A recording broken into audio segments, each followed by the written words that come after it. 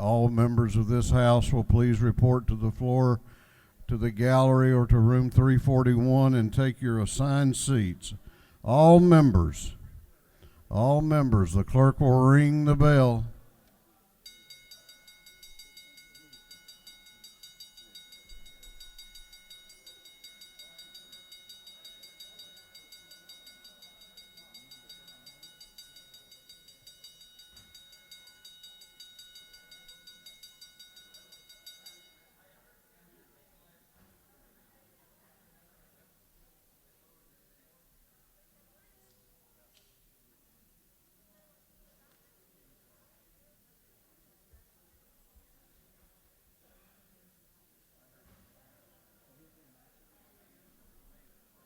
We are about to have the morning roll call.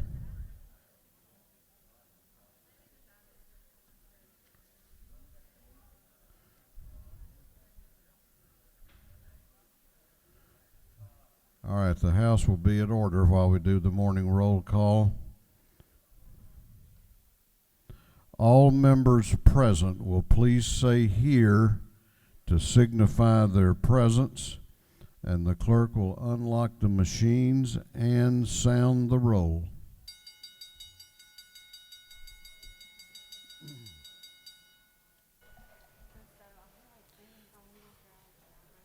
Alexander, Hanulowitz, Barr, Barton, Belton, Bennett, Bentley, Benton, Beverly, Black, Bodie, Bruce, Burns, Carpenter, Carson, Jokas, Clark H., Collins, Cooper, Corbett, Dempsey, Dickey, Dollar, Drenner, Dubnik, Efstration, England, Irwin, Fleming, Fry, Gaines, Gardner, Glanton, Gravely, Harrell, Hatchett, Hawkins, Hitchens, Holcomb, Holmes, Houston, Hughley, Jackson M., Jaspers, Jones J.,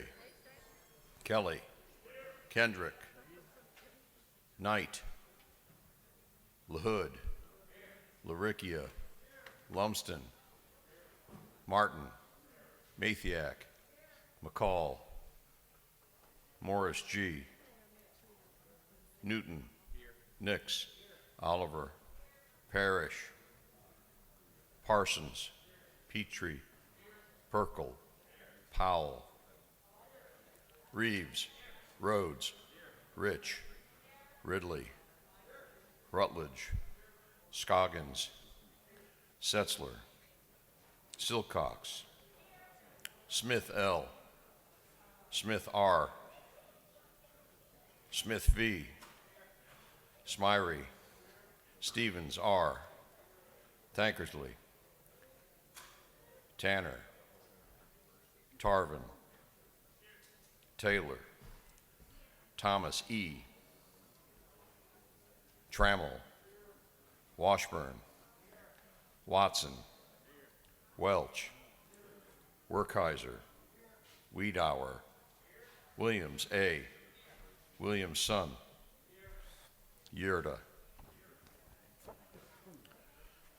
Allen, Bazemore, Burnow, Cannon, Carter, Clark D., Clark J., Cook, Davis, Douglas, Dreyer, Donahue, Earhart, Evans, Frazier, Gilligan, Gertler, Henson, Hill, Hogan, Holland, Holly, Hobson, Howard, Hutchinson, Jackson D., Jones S, Jones T, Jones V, Couch, Kennard, Lopez Romero,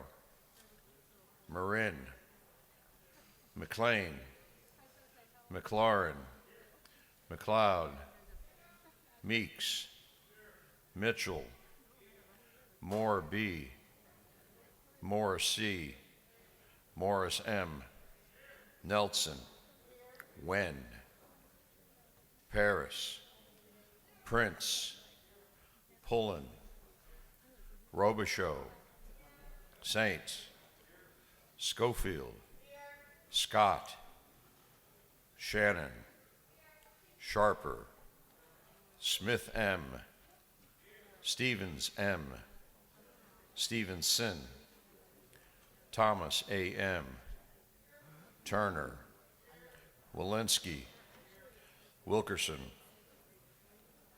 Williams M.F., Williams N., Wilson, Beasley Teague,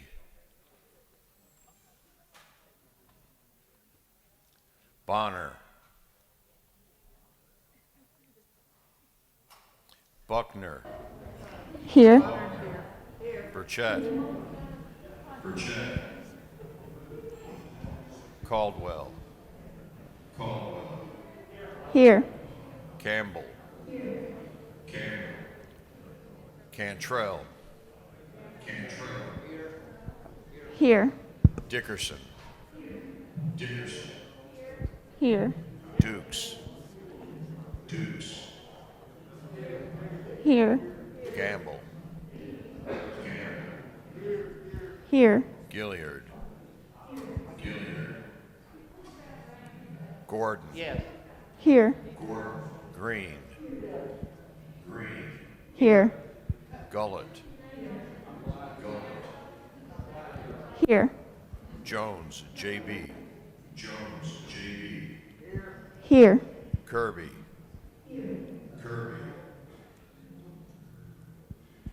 Lott, Here. Mathis, Here. Metz, Momtahan,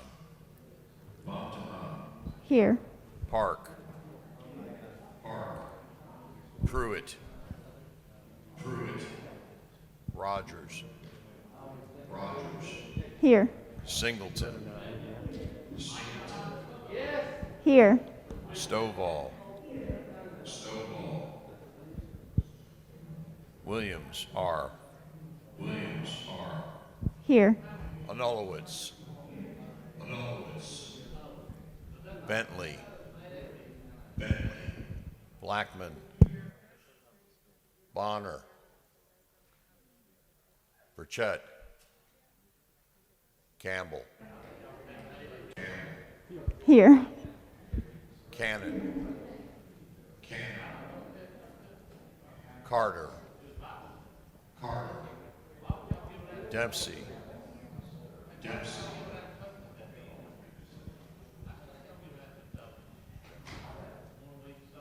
Dollar, Fleming, Gardner, Gilliard,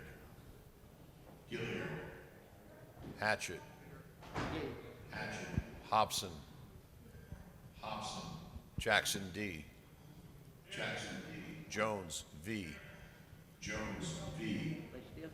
Kirby,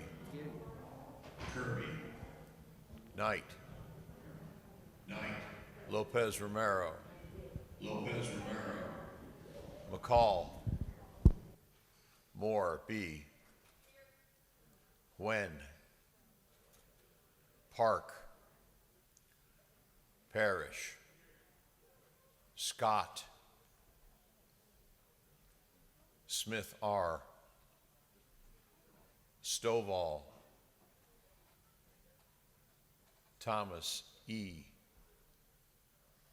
Wilkerson, Williams, MF. Sir.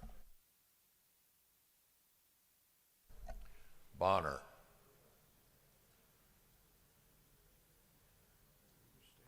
Here.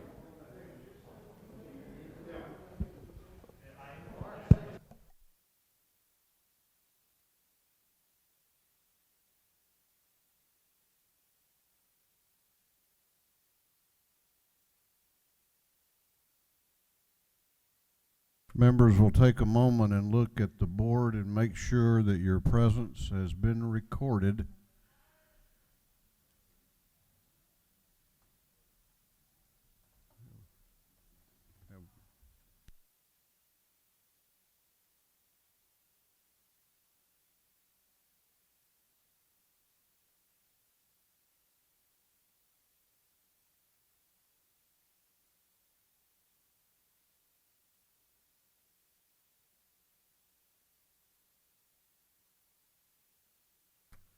Any others? Any others? If not, the clerk will lock the machines.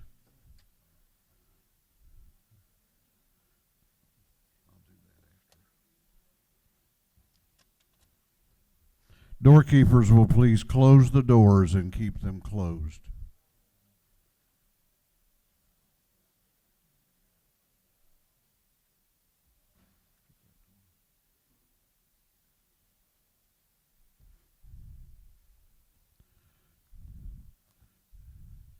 Representative Carson, can we draft you into closing the door over there?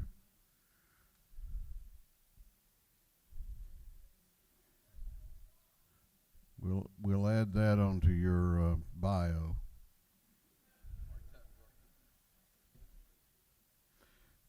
Well, good morning.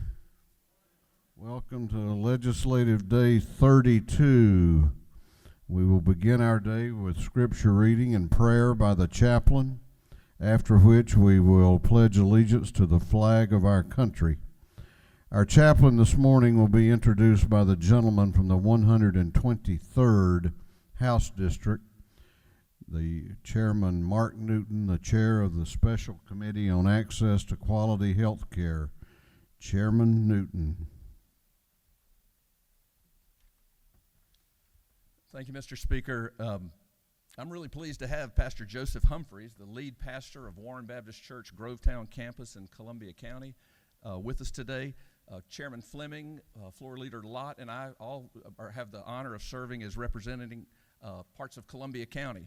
It's one of the fastest growing counties in Georgia, and a large part of Pastor Joseph's ministry is to the diverse community there, in particular a tremendous military presence, growing even faster as the U.S. Army moves the headquarters for Cyber Command from Fort Meade, Maryland to the Fort Gordon area, just past where Pastor Joseph's church is. The entire ministry team there have a heart to minister to all those, and especially those members of the military and their family, with all those unique challenges of deployments, frequent moves, and in particular with intelligence and cyber, the 24-hour-a-day nature of that defense and cyber protection. Like many of us, Joseph's journey had something of a zigzag course. He's amazingly musically gifted, and actually for a time wrote music in Nashville, Tennessee. He did get a UGA business school degree that he put to use over at the Savannah Riverside nuclear project, nuclear defense facility there, before he found his true calling, because now for over a decade he's found that true calling as a minister of the gospel of Christ with a true heart for others. He's here today with his wife Sarah, who's a music teacher in one of our elementary schools, who's been out there, like many of you know, your teachers out there doing Zoom, trying to teach music and learn an appreciation of music for elementary students through Zoom. So I'm glad she's here with us today. Together, they're the proud parents of Solomon, 13, Lily Grace, 11, and Samuel, 9. Joseph, thank you for being here today. We look forward to hearing from you as we get started on our 32nd legislative day. Pastor?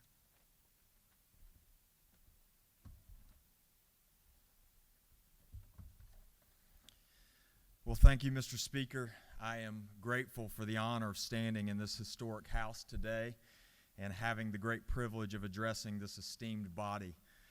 I further want to express my appreciation for the confidence of the gentleman from Georgia District 123, Dr. Mark Newton, who extended this invitation so graciously to me today. Dr. Newton is not only a member and dear friend of Warren Baptist Church, of which I serve, but he is also a vital part of our local community in the CSRA. And so, Mark, I want to say publicly that I'm grateful for your friendship and your contribution to the people that we love and serve in our community. If you were to meet me on the street, it would not take you long to discern that I am a Georgia boy through and through. A native of Augusta, an alumni of the University of Georgia. It is where I was born, it is where I was raised, and it is where the people who are nearest and dearest to me reside. And while I have laid my head in many other places and countries in the world, there is nothing like crossing that state line and witnessing the foliage change and realizing that I am indeed home again. I love this state like you do. As I was thinking about my upbringing and this moment with you, I was asking the Lord what He would have a simple Georgia boy like me bring to a distinguished house like this. And in that moment, I was reminded that you and I have much more in common than some might think. You see, pastor or legislator, all of us here today have answered a similar call. The call to stand and lead in the cities and in the communities that we love and cherish and call home. And on top of that, we've answered this call in unprecedented times as we face disease and death, disunity, oppression, and social upheaval on every turn. In this environment, leadership can be tough. And I don't know about you, but often in these days I have had people looking to me for answers when, if I am honest, I have had more questions than I have had solutions. We all share this weight. We all share this deep responsibility, and I know that you are feeling it with me in this place and in this season. So in this context, I want to bring you a word of encouragement and comfort today. I want to encourage you in the same spirit and manner that Paul comforted the church in 1 Thessalonians chapter 4. Like us, the Thessalonians were facing difficult days: death, injustice, persecution, social unrest. And in that moment, Paul encourages them with two truths that I believe are for you and for me today, and that I pray will be a source of strength for you as we take up the task of leading together in the days ahead. Number one, as we look around at the pain and the suffering that surrounds us, and as we witness the hurt and the fear of so many of our fellow Americans, I want you to know today that this is not the way that it's supposed to be. The Bible is absolutely clear on this point. The injustice, the division, the disease and turmoil present all around us, this is not part of God's heart or design for mankind. And I believe that every human being on the earth has a sense of this in their soul. There's something in every one of us that cries out against such things, that realizes that something is off, something is twisted, something is wrong. And I want you to know from the counsel of God's Word today that you are right. The thing in you that aches for justice, that longs for peace and thirsts for harmony in the world, it was put there by your Creator. And this is not the way that it's supposed to be. But number two, I want you to be of great courage, because the Bible also teaches that while these things are now present, they will not be permanent. Paul speaks of a day when Jesus will return and He will redeem and restore the earth. His return will not be merely symbolic, nor will it take place in some alternative ethereal existence out there. But the Bible says that His return to this place and His rule and His reign will bring about the fulfillment of every desire of the heart for peace and equity and tranquility. And so today I want to encourage you to take heart. In a world in which the odds can sometimes feel insurmountable, On those days in which it seems that you have taken one step forward only to take 3 steps back, I want you to be steadfast. The Bible says that where you fight for justice, truth, and goodness, these things will not be overcome. Your striving is not in vain. These things will stand, they will prevail, and they will be established for all time.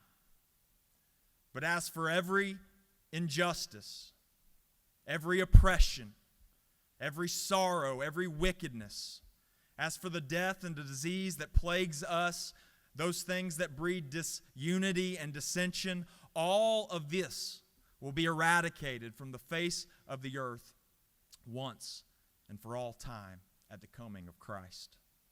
This is the great hope and promise of Scripture. I want you to see it in Revelation 21. It says, "And I heard a loud voice from the throne saying, Behold, the dwelling place of God is with man. He will dwell with them, and they will be His people.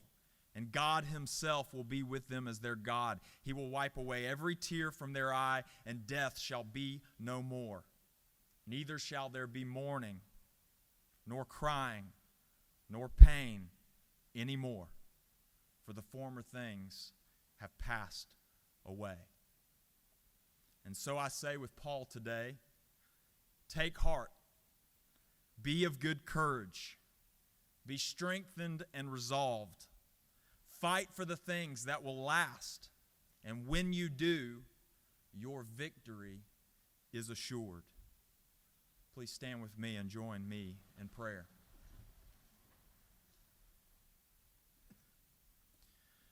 Father, my heart leaps at this truth.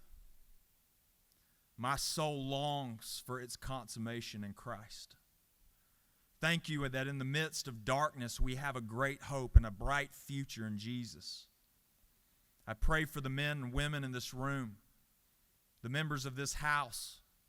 May you give them the strength to stand for justice and righteousness, the wisdom to lead with equity, the strength to persevere in difficulty, and the grace to establish unity and brotherly affection in this state and in our communities. I ask all of these things in the matchless name of my Lord and Savior, Jesus Christ. Amen.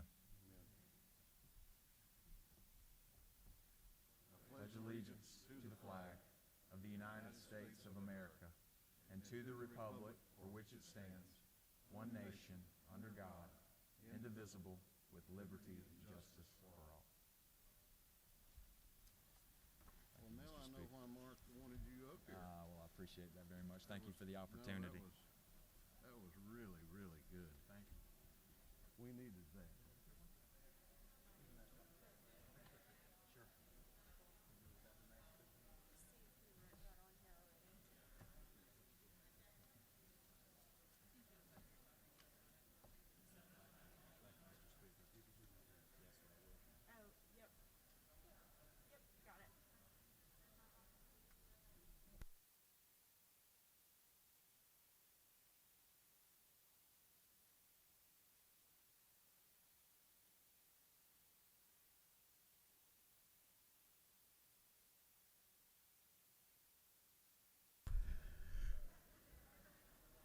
The chair recognizes Chairman Don Hogan, the chair of the Committee on Information and Audits. Thank you, Mr. Speaker.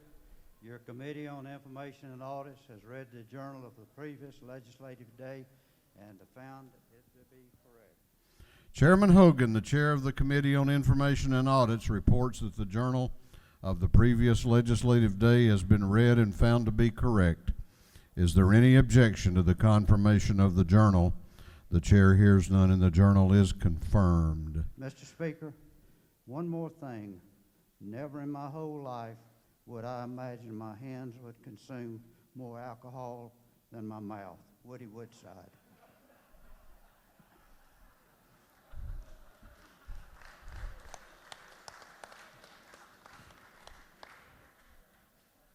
A great philosopher.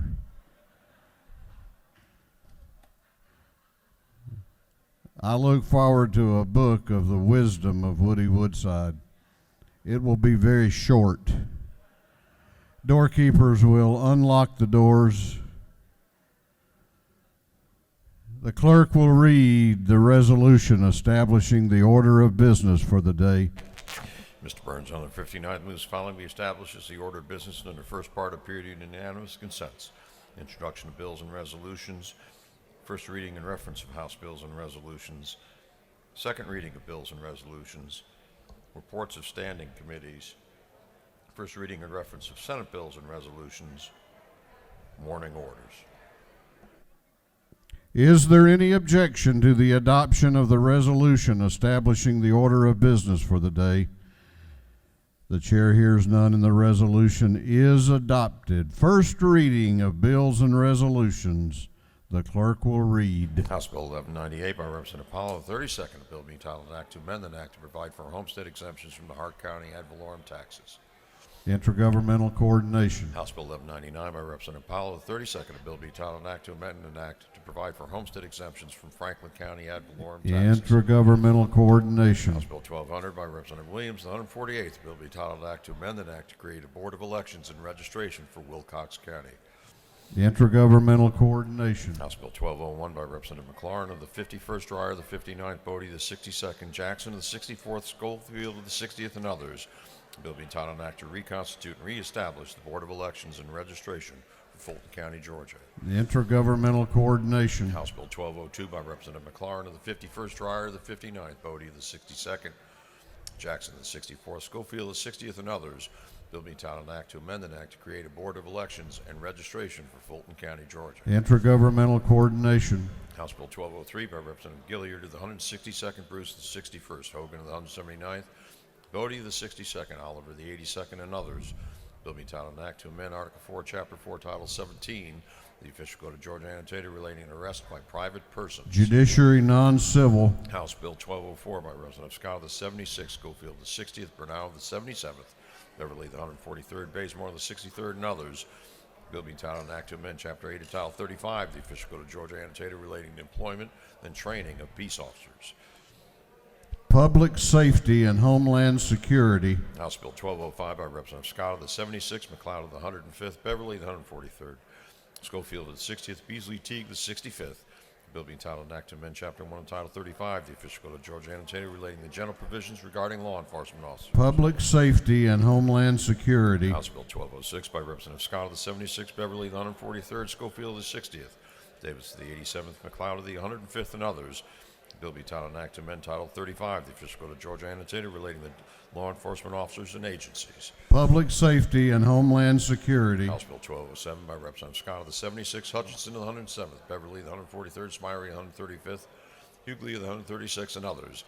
Bill being titled an act to amend Title 35 and Article 2 of Chapter 21, Title 50, the official code of Georgia annotated relating to law enforcement officers and agencies and state court claims. Public safety and homeland security. House Bill 1208 by Representative Scott of the 76th, Bernal of the 77th, McLeod of the 105th, Hutchinson of the 107th, Bazemore of the 63rd, and others. Bill be titled an act to amend Chapter 16 of Title 9 of the official code of Georgia annotated relating to the Georgia Uniform Civil Forfeiture Procedure Act. Judiciary non-civil. House Bill 1209 by Representative Trammell of the 132nd, Beverly the 143rd, Thomas of the 56th, Smyrie of the 135th, Hughley of the 136th, and others. Bill be titled an act to amend Article 2, Chapter 5 of Title 17, the official code of Georgia annotated relating to search with warrants. Judiciary non-civil. House Bill 1210 by Representative Trammell of the 132nd, Mitchell of the 88th, McLeod of the 105th, Douglas of the 78th, and Davis of the 87th, and others. Bill being titled an act to amend Chapter 7 of Title 17, the official code of Georgia annotated relating to pretrial proceedings. Judiciary non-civil. House Bill 1211 by Representative Hutchinson of the 107th, Bernal of the 77th, Bazemore of the 63rd, Davis of the 87th, Smyrie 135th, and others. Bill be titled Act to amend Chapter 3, Title 50, the official code of Georgia annotated relating to the state flag. Governmental affairs. House Bill 1212 by Representative Hutchinson of the 107th, Kennard of the 102nd, Beverly of the 143rd, Kendrick of the 93rd, Bennett of the 94th, and others. Bill being titled an act to amend Chapter 3, Title 50, the official code of Georgia annotated relating to the state flag. Governmental Affairs. House Bill 1213 by Representative Jones of the 167th. Bill being titled an act to amend Article 4, Chapter 4, Title 17, the official code of Georgia annotated relating to arrests by private persons. Judiciary Non-Civil. House Bill 1214 by Representative Trammell of the 132nd, Moore of the 95th, Clark of the 108th, Robichaud of the 48th, Evans of the 83rd, and others. Bill being titled an act to amend Article 1 of Chapter 18 and Title 15 of the official code of Georgia annotated relating to general provisions regarding district attorneys. Judiciary Non-Civil. House Bill 1215 by Representative Jackson of the 64th, Bazemore of the 63rd, Bonner of the 72nd, Singleton of the 71st, and Mathiak of the 73rd. The bill being titled an act to provide for the creation of one or more community improvement districts in the city of Fayetteville City. Intergovernmental Coordination. House Bill 1216 by Representative Jackson of the 64th, Bazemore of the 63rd, Bodie of the 62nd, and Beasley Teague of the 65th. Bill being titled an act to provide for a homestead exemption from the city of Union City ad valorem taxes. Intergovernmental Coordination. House Bill 1217 by Representative Jackson, the 64th, Bazemore of the 63rd, Bruce the 61st, Bodie the 62nd, Beasley Teague the 65th. Bill that to be entitled an act to amend an act to create the South Fulton Municipal Regional Water and Sewer Authority. Intergovernmental Coordination. House Resolution 1525 by Representative Gullett of the 19th, a resolution creating the House Study Committee on Remote Online Notarizations. Judiciary. House Resolution 1548 by Representative Jaspers of the 11th, Ralston of the 7th, Barton of the 5th, England of the 116th, and Smith of the 134th. A resolution honoring the life of Johnny Meadows and dedicating an interchange in his memory. Transportation. House Resolution 1549 by Representative Bennett of the 94th, Smyrie of the 135th, Gordon of the 163rd, Frazier of the 126th, and Bentley of the 139th. A resolution supporting the policy recommendations set forth by the Georgia Legislative Back Caucus Legislative Advisory Group. Health and Human Services. House Resolution 1550 by Representative Gordon of the 163rd, Beasley Teague of the 65th, Williams of the 168th, Bennett of the 94th, Dickerson of the 113th, and others. A resolution urging all government authorities of this state to adopt solutions to address systematic racial inequalities. Public Safety and Homeland Security. Unnumbered House Bill by Representative Powell of the 32nd, be entitled an act to amend an act to reconstitute the Board of Education of Hart County. Intergovernmental Coordination. That completes first readers. Second reading of bills and resolutions. The clerk will read. House Bill 1170 by Representative Dickerson of the 113th, Belton of the 112th, Welch of the 110th, and Rutledge of the 109th. A bill to amend an act to provide for change in the compensation of the sheriff, the tax commissioner, the judge of the probate court, the clerk of the superior court, and the chairman of the board of commissioners of Newton County. House Bill 1171 by Representative Dickerson of the 113th, Belton of the 112th, Welch of the 110th, Rutledge of the 109th. A bill to authorize Newton County to dissolve the Newton County Recreation Commission. House Bill 1172 by Representative Jones of the 53rd, Stilwell of the 74th, Oliver of the 82nd, Dreyer of the 59th, Cannon of the 58th, the bill relating to primaries and elections. House Bill 1174 by Representative Dickerson of the 113th, Belton of the 112th, Rutledge of the 109th, Welch of the 110th, a bill to create the Newton County Public Facilities Authority. House Bill 1175 by Representative Hitchens of the 161st, a bill to provide a new charter for the city of Port Wentworth.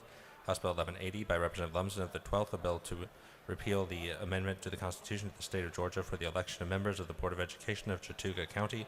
House Bill 1181 by Representative Hatchett of the 150th and Jackson of the 128th, the bill to amend an act to fix the compensation of the members of the Board of Education of Johnson County. House Bill 1182 by Representative Dubnick of the 29th, the bill to repeal an act creating the Hall County Family Connection Network. House Bill 1183 by Representative Smith of the 133rd, Smith of the 134th, Buckner of the 137th, the bill to authorize the governing authority of the town of Pine Mountain to levy an excise tax.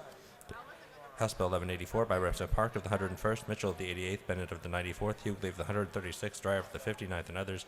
A bill relating to dispossessory proceedings. House Bill 1185 by Representative Allen of the 40th, Williams of the 37th, Robichaud of the 48th, Kendrick of the 93rd, Kennard of the 102nd, and others. A bill relating to general provisions relative to law enforcement officers and agencies. House Bill 1186 by Representative Bodie of the 62nd, Kendrick of the 93rd, Williams of the 168th, Gilliard of the 162nd, Gordon of the 163rd, and others. A bill relating to change of venue. House Bill 1187 by Representative Bodie of the 62nd, Henson of the 86th, Bennett of the 94th, McLaurin of the 51st, Thomas of the 39th, and others, a bill relating to assault and battery, House Bill 1188 by Representative Gamble of the 15th, Williams of the 145th, Green of the 151st, Bonner of the 72nd, Gullett of the 19th, and others, a bill relating to general provisions regarding torts. House Bill 1189 by Representative Dubnick of the 29th, a bill to repeal an act creating the Hall County Commission for Children and Families, House Bill 1190 by Representative Wynn of the 89th, Shannon of the 84th, Bodie of the 62nd, Holly of the 111th, Hughley of the 136th, and others, a bill relating to justification and excuse, House Bill 1191 by Representative Burchett of the 176th and LaBricki of the 169th, a bill to authorize the Magistrate Court of Bacon County to impose and collect county law library fees, House Bill 1192 by Representative Burchett of the 176th and Meeks of the 178th, a bill to authorize the Magistrate Court of Pierce County to impose and collect county law library fees. House Bill 1193 by Representative Burchett of the 176th and Meeks of the 178th, a bill to authorize the Magistrate Court of Brantley County to impose and collect county law library fees. House Bill 1194 by Representative Burchett of the 176th, Corbett of the 174th, and Sains of the 180th, a bill to authorize the Magistrate Court of Ware County to impose and collect county law library fees. House Bill 1195 by Representative Houston of the 170th, a bill to provide that future elections for the office of Probate Judge of Berrien County shall be nonpartisan elections. House Bill 1196 by Representative Burchett of the 176th, Perkle of the 155th, and LaBricki of the 169th, a bill to authorize the Magistrate Court of Coffee County to impose and collect county law library fees. House Bill 1197 by Representative Burchett of the 176th, Corbett of the 174th, Sains of the 180th, the bill to authorize the Magistrate Court of Charlton County to impose and collect county law library fees. House Resolution 1508 by Representative Evstration of the 104th, Fry of the 118th, Hogan of the 179th, and Williams of the 168th, resolution creating the House Study Committee on implementing a State of Georgia Climate Resilience Plan. House Resolution 1522 by Representative Ralston of the 7th, a resolution honoring the life of Mr. Billy Burnett and dedicating a bridge in his memory. House Resolution 1523 by Representative Hatchett of the 150th, Mathis of the 144th, Pruitt of the 149th, a resolution honoring the life of Mr. Johnny B. Hall and dedicating a bridge in his memory. House Resolution 1524 by Representative Hatchett of the 150th, Mathis of the 144th, Pruitt of the 149th, a resolution honoring the life of Mr. Kipley Allen Brown and dedicating an intersection in his memory. Senate Bill 504 by Senator Ligon Jr. of the 3rd, a bill to provide for a non-binding advisory referendum for the purpose of ascertaining whether the electors of Glynn County desire a Glynn County Board of Commissioners to abolish the Glynn County Police Department. 3 second readers.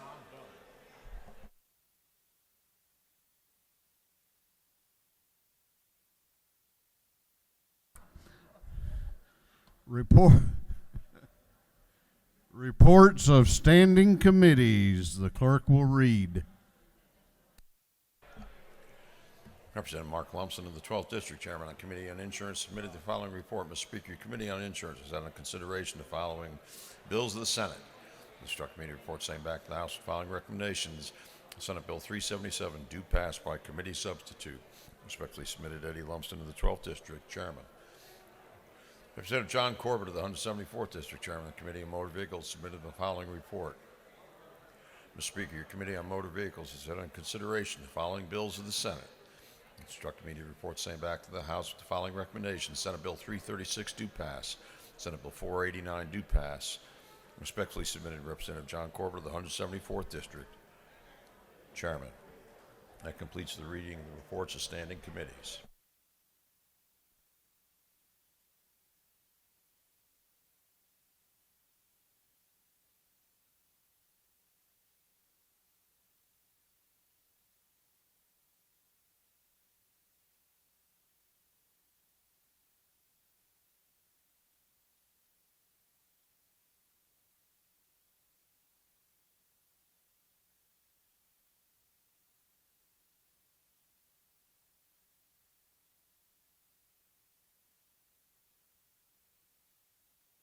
All right, we're about to take up a little business here, but before we do, I want to, could I have your attention, please? I need your attention, please. I want to go back over a few housekeeping notes. Please, during roll calls, avoid talking. Because even low conversation, when you have a number of them, is disrupting the clerk's office's ability to hear responses. The clerk's office will also not accept your report, whether verbally or on a yellow sticky pad, of how a friend of yours or colleague desires to vote. Everybody votes for themselves. Please announce your vote responses loudly. And please stay in your assigned seats during voting at least, because that helps locate people and identify. So keep that in mind as we go, and because much of that dealt with voting, we'll go on now to the next item of business. On Tuesday, June 16, this House passed Senate Bill 43. The gentleman from the 132nd District served notice of a motion to reconsider the action of the House in giving Senate Bill 43 the requisite majority. Now is the time for the gentleman to pursue the motion if he so desires, and the chair recognizes the minority leader of the House, Leader Trammell, for a motion. Mr. Speaker, I move that this House reconsider its action on Senate Bill 43 from the previous legislative day. Leader Trammell has moved that this House reconsider its action in giving Senate Bill 43 a requisite majority. On the gentleman's motion that the House reconsider its action in giving Senate Bill 43 a requisite majority, all those in favor of reconsideration will vote yes. Those opposed will vote no, and the clerk will unlock the machine and call the roll.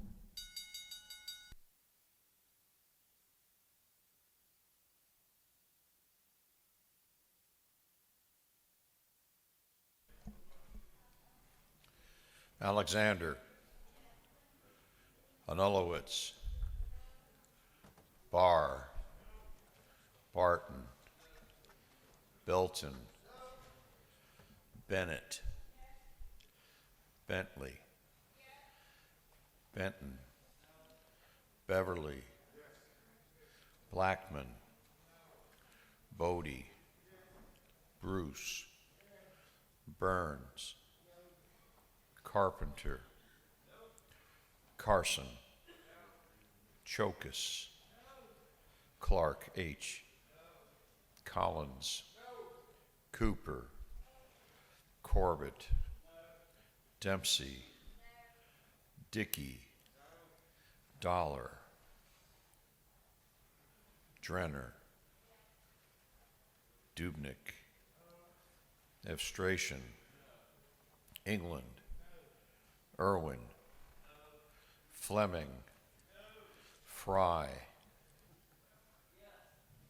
Gaines, Gardner, Glanton, Gravely, Harrell, Hatchett, Hawkins, Hitchens, Holcomb, Holmes, Houston, Hughley, Jackson M., Jaspers, Jones J., Kelly, Kendrick, Knight, LaHood, LaRicchia, Lumsden, Martin, Mathiak, McCall, Morris G.,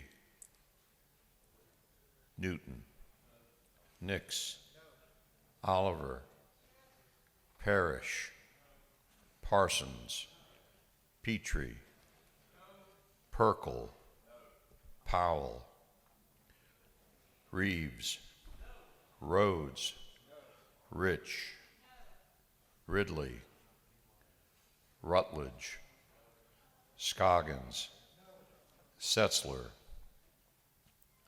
Silcox, Smith L., Smith R., Smith V., Smyrie, Stevens, R. Tankersley, Tanner, Tarvin, Taylor, Thomas, E. Trammell, Washburn, Watson, Welch, Werkheiser, Wiedauer, Williams, A. Williamson, Yurda, Allen, Bazemore, Burnow, Cannon, Carter, Clark, D. Clark, J. Cook, Davis, Douglas, Dreyer, Donahue, Earhart, Evans, Frazier, Gilligan, Gertler, Henson, Hill, Hogan, Holland, Ollie, Hobson, Howard, Hutchinson, Jackson, D. Jones, S. Jones, T. Jones, V. Couch, Kennard, Lopez Romero, Marin, McLean, McLaurin, McLeod, Meeks, Mitchell, Moore, B. Moore, C. Morris, M. Nelson, Wen, Paris, Prince, Pullen, Robichaud, Saints, Schofield, Scott, Shannon, Sharper, Smith, M. Stevens, M. Stevenson, Thomas, A.M. Turner, Walensky, Wilkerson, Williams, M.F. Williams, N. Wilson, Beasley, Teague,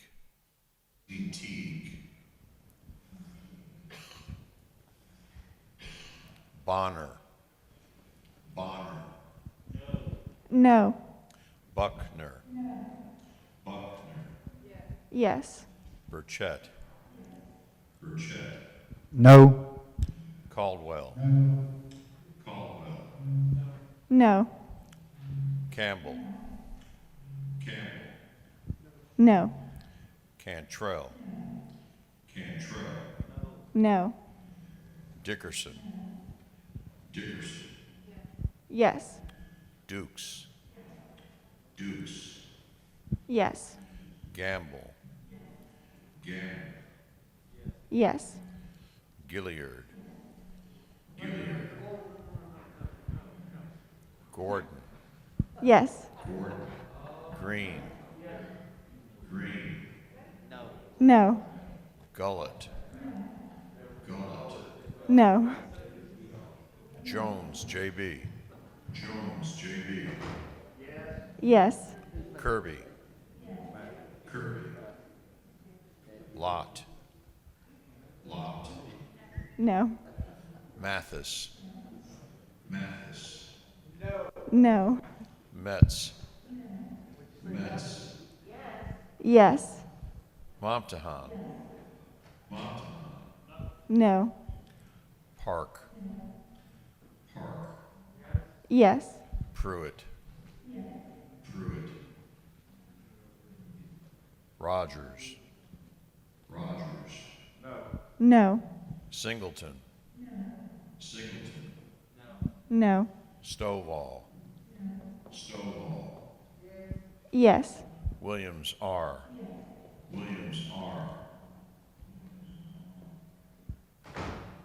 Allen. Harrell. Gilliard. Jones V. Kirby. McLeod. Morris M. Powell. Pullen. Ridley. Scott. Werkheiser. Scott.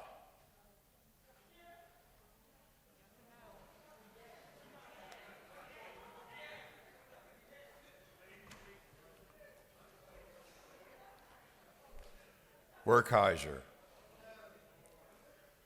Williams R.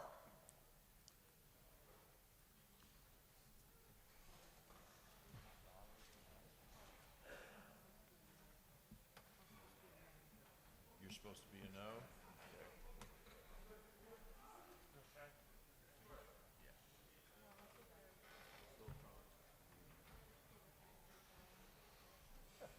Hey, Trey. Actually, there's like literally 91. There's 91 reds.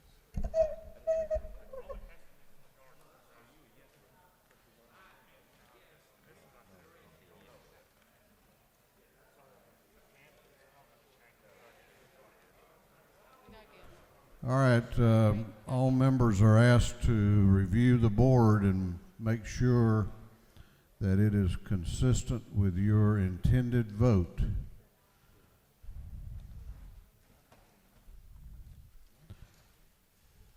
Mr. Clerk, you may lock the machines. On the gentleman's motion that this House reconsider its position on Senate Bill 43, the ayes are 66, the nays are 91. The motion is lost and the House has failed to reconsider its action. We are now going on to morning orders.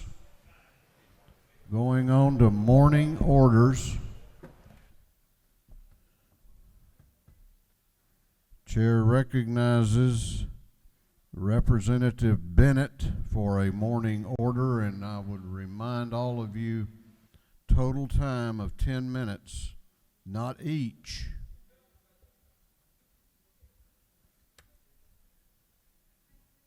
Thank you, Mr. Speaker, and distinguished colleagues, good morning. Around 9:05 p.m. on Wednesday, June the 17th, 2015, the Charleston Police Department began receiving calls of a shooting at Emanuel AME Church. A man described as white with sandy blonde hair, around 21 years old and 5 feet 9 inches in height, wearing a gray sweatshirt with jeans, later identified as Dylan Roof, had opened fire with a Glock on a group of people inside of a church during a Bible study. During the hour preceding the attack, 13 people, including the shooter, participated in Bible study. According to the accounts of people who talked to survivors, when the shooter walked into the historic African American church, he immediately asked for Pastor Pickney and sat down next to him, initially listening to others during the study. After other participants began praying, he stood up, shot, and aimed the gun, and he pulled the gun out of a fanny pack at 87-year-old Susie Jackson. Jackson's nephew, 26 years old, Twinsor Sanders, tried to talk him down and asked why he was attacking the churchgoers, and the shooter said, "I have to do it. You rape our women, you're taking over our country, and you have to go." The shooter fired at victims, shouting racial epithets. He reportedly said, "Y'all want something to pray about? I'll give you something to pray about." And he loaded his gun 5 times. The victims, 6 women and 3 men, were all African American members of Mother Emanuel AME Church. They were killed by multiple gunshots fired at close range. The pastor's wife and 2 daughters were inside the building during the shooting, but were somewhere else. This is an African belief that as long as your name is called, you shall never die. And so the victims were Clemente Pickney, the pastor, Cynthia Marie Graham, Hurd, Susie Jackson, Ethel Lee Lance, Daphne Middleton, Tawanza Sanders, Daniel L. Simmons, Sharonda Coleman Singleton, Myra Thompson. These victims were later collectively referred to as the Charleston Nine and the Emanuel Nine. Today, we honor and remember the Emanuel Nine, victims of a hate crime massacre in South Carolina, one of 4 remaining states without hate crime legislation. Thank you, Mr. Speaker. One moment of silence. Amen. Chair recognizes Representative Roger Bruce, who the clock ran out on yesterday. Thank you, Mr. Speaker, members of the General Assembly. All of you on your way in this morning, I presume, and I've been trying to get up here for 3 days to point this out, but when you came in, you saw a bunch of people that were living on the streets over there at the highway. And, you know, they've been out there so long that we've probably grown immune to it. We just ride by it and don't think about it. But I stopped and I talked to a few of the folks, and contrary to popular belief, a lot of those people are not mentally ill. A number of them just lost their mortgages, they've lost their homes, they've lost their ability to pay their bills, and they're just trying to have a place to survive. The problem, though, is that, you know, there's no place to use the bathroom there, the trash is everywhere, and you know, I wanted to come up here to suggest, while we're going through this budget process, that we consider finding some way to send resources to do what they did down in Tampa, Florida, where they've set up a similar to a military-style village, where some of the tents are for where they could eat, some are where they can use the restroom, some have medical facilities in it, and it basically sets up a temporary city with all of the needed things for people who are homeless, so that they can also shelter in place. They can stay in these tents, they can get their services, and they're not spreading this deadly virus in the course of their day.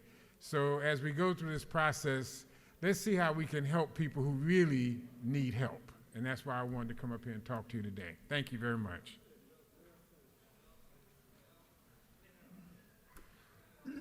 Chair recognizes Representative Bazemore for a morning order.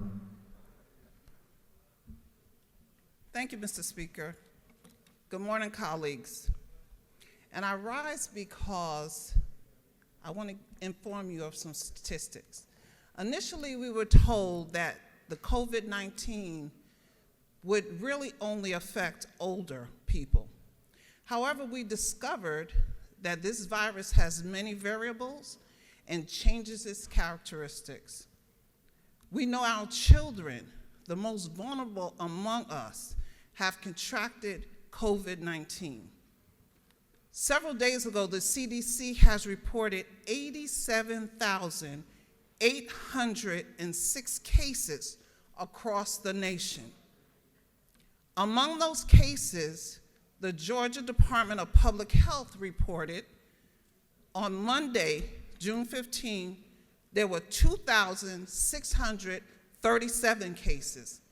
And on Tuesday, June 16, there were 2,693 cases, which represents an increase of 56 new cases in one day. The breakdown of those cases is as follows.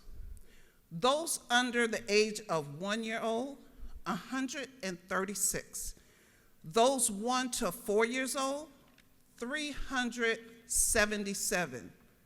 Those 5 to 9 year olds, 538. Those 10 to 17 years old, 1,648. Also, we found out that Long County has canceled all sports, conditioning, and interaction for children due to a child contracting COVID-19. In addition, I want to give you some more facts about the breakdown. They talk about older people, but let's look at this. Ages 18 to 29, confirmed cases, 10,189. Hospitalized, 456. Deaths, 10. They have surpassed all the other ages that we were told that would contract this disease. I am totally confused that we are not having this discussion. I don't hear anyone talking about this. These are our children that we need to protect. Please take that in consideration when we continue to open. I yield the well. Chair recognizes Representative Gamble for a morning order.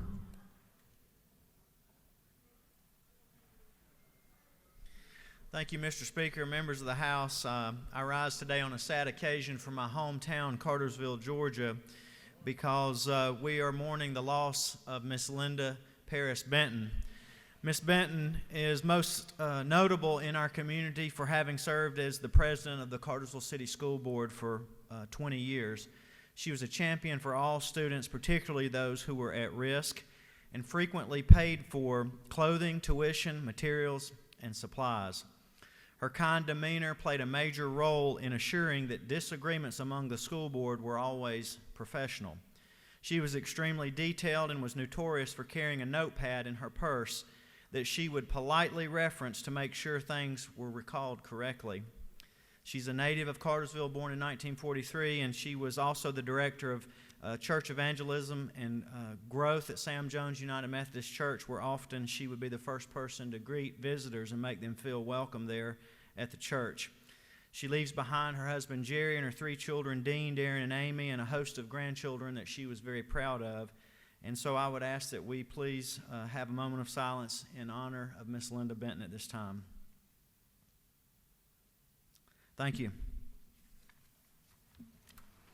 Chair recognizes Representative Abel Mabel Thomas for a morning order. Representative, I will point out to you that you have 30 seconds left. If you want to wait till tomorrow, we can do that. Okay. She'll be first on the list tomorrow.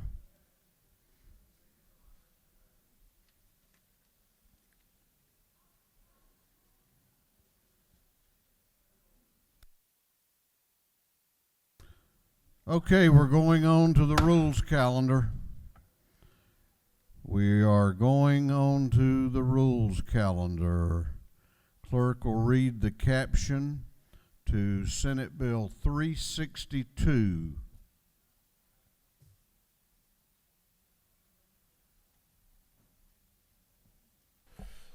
Senate Bill 362 by Senator Wilkerson of the 50th, Anderson of the 24th, Harper of the 7th, Burke of the 11th, and others to be entitled an act to amend Chapter 3 of Title 4 of the Official Code of Georgia Ante relating to livestock running at large or straying so as to change the fees for impounding an animal and disposing of impound animals. This bill having referred to the Committee on Agriculture and Consumer Affairs.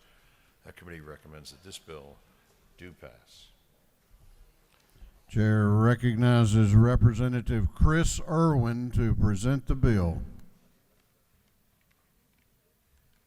Great. Thank you, Mr. Speaker. Colleagues, I bring before you Senate Bill 362. The bill changes the fees associated with impounding, serving notice, carrying and feeding and advertising and disposing of impounded animals. The bill is meant to allow for counties to recover what is spent and managed when they managed and impounded these animals. We worked with the Ag Commissioner on this bill. I think you will find it interesting to know that it became apparent to us that this bill needed to be brought before you as water buffalo were wandering free in my district. And my sheriff was called and had to impound the water buffalo, had to keep the water buffalo for an extended period in time. That includes a lot of water and a lot of food because they eat quite a bit every single day, and then had to sell the water buffalo at the sale barn. When he found out, after looking back, that he couldn't charge but about $10 a day feed, not only for capturing, but impounding the animals and then carrying them to be sold, he then collected the money, realized he could not pay the people what the actual cost was. So we had discussions with Commissioner Black, and this bill before you is the bill that we brought out. Find it very interesting that water buffalo are roaming free in District 28 up there, but that they were. So, Mr. Speaker, we would at this time then yield for any questions about Senate Bill 362. Okay, bear with me just a moment and let's see if we have any questions. We have a question. Do you yield? I do. Chair recognizes Representative Walensky to your right up in the gallery. Thank you, Speaker. This seems like a great bill. I was just curious. When I see actual costs, I'm always concerned that there's no limit. Clearly, in this prior bill, there was a very low cost that needs to be updated. Why do we choose to go with actual instead of having a set amount? That's the only question. Thank you. Sir, it would depend here on the type of animal, I'm sure, but it is actual cost, and it does say for feed and care of impounded animals not to exceed $25 a day. Do you further yield? I do. Chair recognizes Representative Jasmine Clark up in the gallery to your right. Yes, ma'am. Does the gentleman yield? I do. So I'm not very familiar with how much it costs to impound a water buffalo. So I am actually curious, what is the estimated cost of impounding a water buffalo?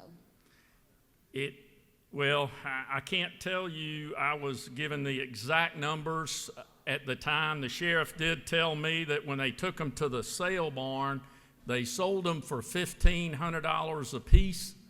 And that would easily cover the cost that it was for the impounding of the days that they had.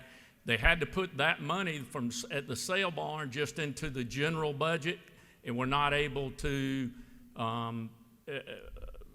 give the money to the individual that not only captured them, but then fed them and watered them and carried them to the sale barn. Does the gentleman further yield? I do. I'm just trying to get a gauge of the difference between the $10 that we're striking from the code to the amount that someone, or the amount that we are now actually asking someone to pay. Well, it would be the actual cost. It would be the bills that they turned in that they could prove that this is what their expenses were for that animal. So, does the gentleman further yield? I do. So just ballpark, are we talking $20? Are we talking $200? I'm just trying to get a ballpark estimation because as the gentleman who spoke before me stated, actual cost is very vague, and I just want to make sure that we're not passing on a large cost. I would say that it, again, would vary depending on the animal. If it was a cow, an animal that is much easier to handle, that cost would be much lower. A water buffalo would be much greater because of the danger for a water buffalo. But what I would assume we wouldn't have too many more water buffaloes in my district that we'd have to be paying for. But I do know the cost for capturing and either putting back onto the farm or putting, taken to the sale barn is more towards the bottom line number you just gave of that $20. Thank you. Yes, ma'am. Chair recognizes Representative Al Williams to your left for a question. I do.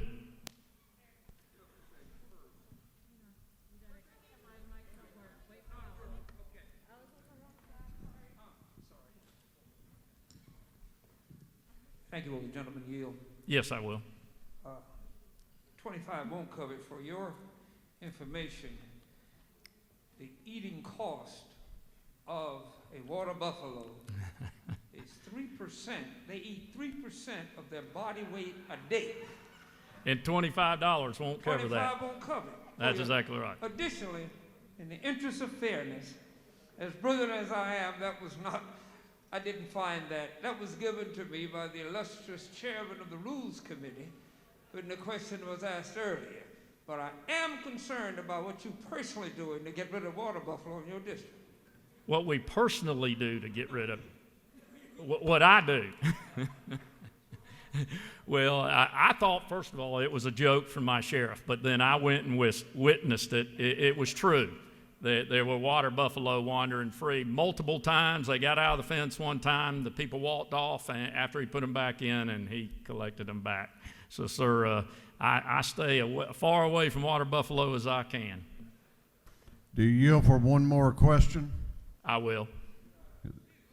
Chair recognizes the chair of the Agriculture and Consumer Affairs Committee, Chairman McCall, for a question. Thank you, Mr. Speaker. Gentleman, yield. I do. Is it not true, and this is a serious question, the first one, that there is a law on the books now about livestock running at large, and that includes everything from a goat to a water buffalo? There is. And the way you have these words written in here about the cost is if it costs $5 a day to feed a goat and keep it up, then it's $5 a day. At the max of 25, is that right for the water buffalo? That is correct. And also in that law, it requires the law enforcement people to try to find and get a hold and get the people who are the suspected owners of these animals to take them back and do something with them. At that point in time, when they don't, that's when the sheriff has to take over. Is this not true? That is correct. The other question I had is the legacy that you perceive yourself to have in the General Assembly being your first bill dealing with water buffalo? I was worried about that and was hoping that wouldn't come up. Mr. Speaker, I yield the well, and I ask for your favorable consideration of this bill. Gentleman has yielded the well. Your legacy may be, Representative, that the only question remaining to be asked was from the Majority Leader of the House.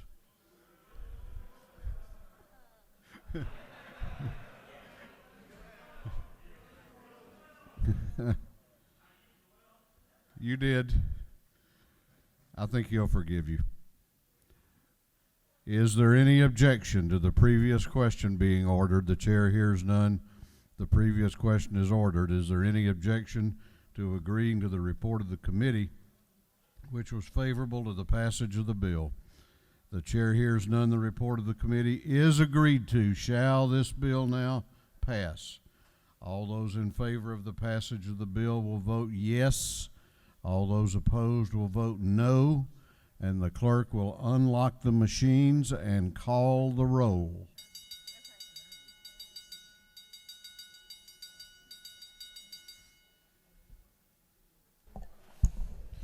Alexander,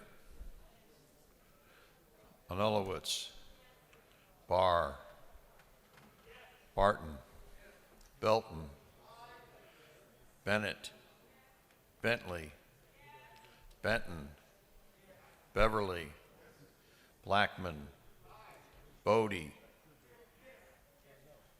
Bruce, Burns,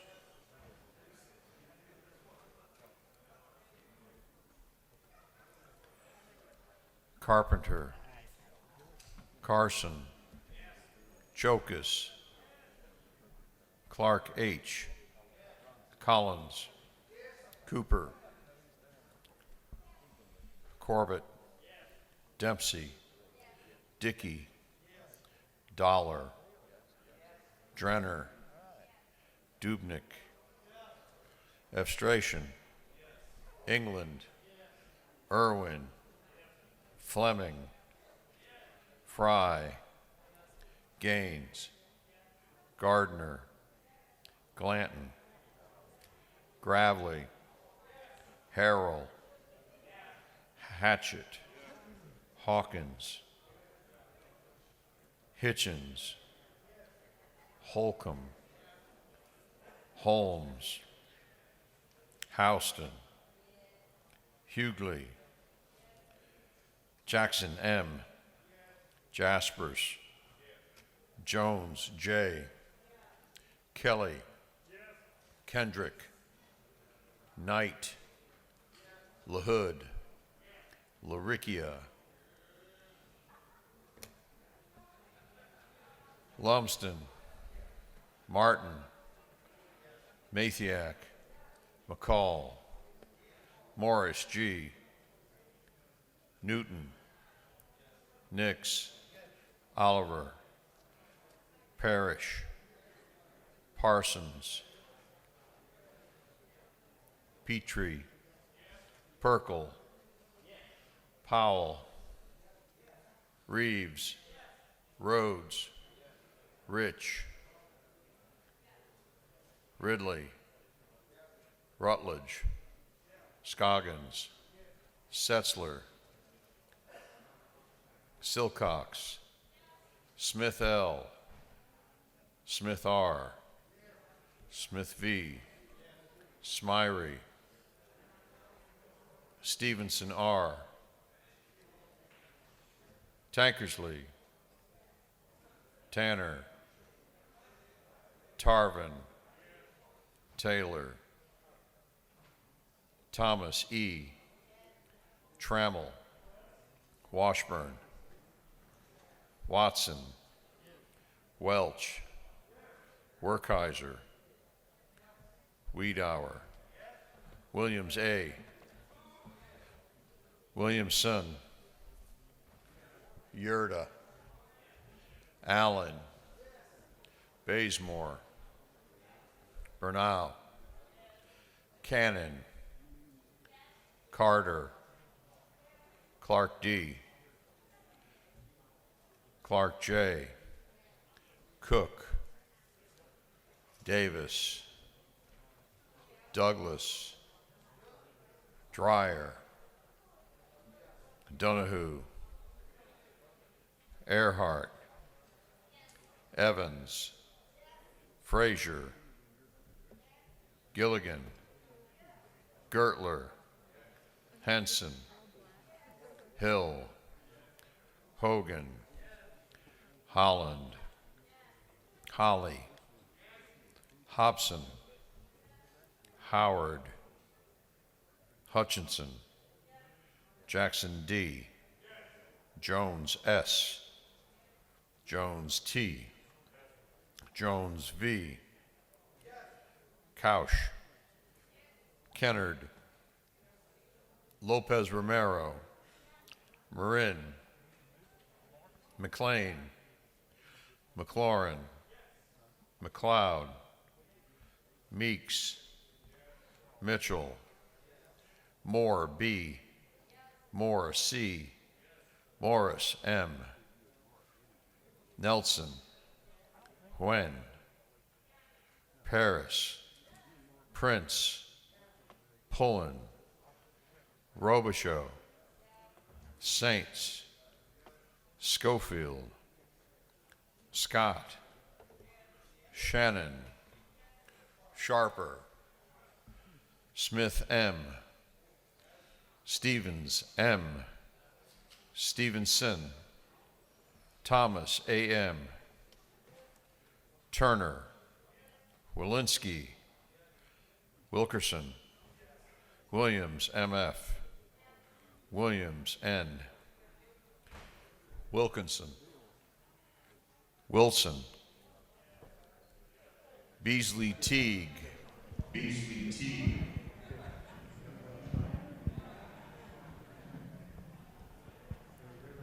Bonner, Yes. Buckner, Yes. Burchett, Yes. Caldwell, Yes. Campbell, Yes. Cantrell, Yes. Dickerson. Yes. Dukes. Yes. Gamble. Yes. Gilliard. Yes. Gordon. Yes. Green. Yes. Gullett. Yes. Jones, J.B. Yes. Kirby. Yes. Lott. Yes. Mathis. Yes. Metz. Yes. Momtahan. Yes. Park. Pruitt. Yes. Rogers. Yes. Singleton. Yes. Stovall. Yes. Williams, R. Yes. Carpenter. Cook. Lumsden. Morris, M. Oliver. Parrish. Parsons. Pullen. Schofield. Stevens, R. Washburn. Watson. Williams, N.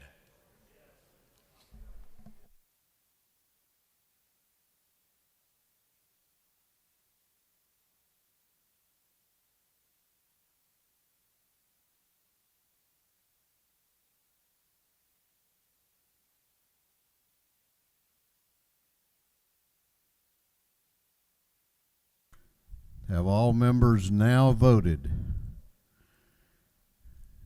Would ask you to look at the board, take a moment, be sure that it is accurate.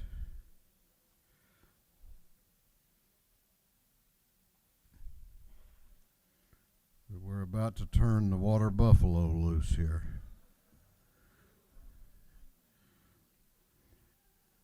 Mr. Clerk, you may lock the machines. On the passage of Senate Bill 362, the ayes are 162, the nays are 0.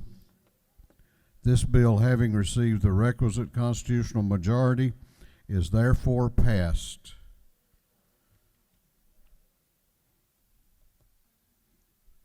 Clerk will read the caption to House Bill 1029.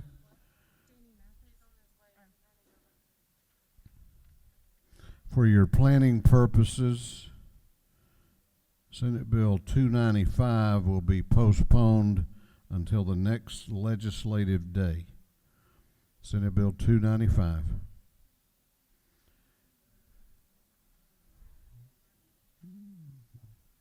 The author of House Bill 1029 is in 341, and we expect him here momentarily. Let him have admittance to the chamber. He's not going to present his bill in the anteroom.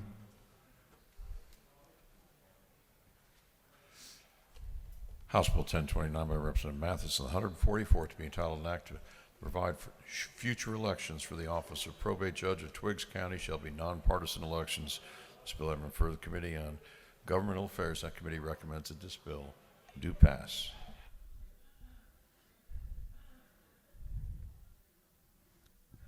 You in a big hurry, Representative? You got somewhere you need to be? Hurry up and wait. Chair recognizes Representative Mathis to present the bill. Thank you, Mr. Speaker. I'm sorry I'm new at this. I'm old, but I'm new. I just would like to introduce today House Bill 1029. It's a bill to make nonpartisan for the probate judge and also House Bill 1030 for the nonpartisan, just one at a time. 1029, and I'd ask for your favorable vote for this. You do not appear to have, oh, you do have a question. Do you yield for a question? Yes, sir. Chair recognizes Representative McLaurin in the gallery to your left. Thank you, Mr. Speaker. Does the gentleman yield? Yes, sir. Would the gentleman agree that in the latest primary election in Twiggs County, the Democratic nominees collectively or candidates for both U.S. Senate and President received at least twice as many, if not close to 3 times as many votes as the Republican nominees? If you say so. Would the gentleman yield for one final question? Yes, sir. Would the gentleman agree that this bill is one in a series of bills by which the Republican majority takes away Democratic voting power in counties that are strongly blue or turning blue, although not doing it throughout the state, on the false premise that somehow nonpartisan elections are better for only one county at a time? If you so say. That's all I've got. Thank you.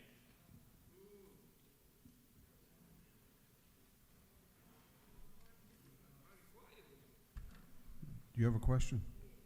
Do you yield for a further question? Yes, sir. Chair recognizes Chairman Houston to your right for a question.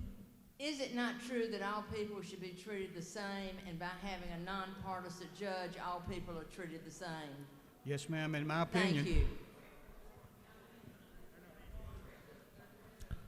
Okay.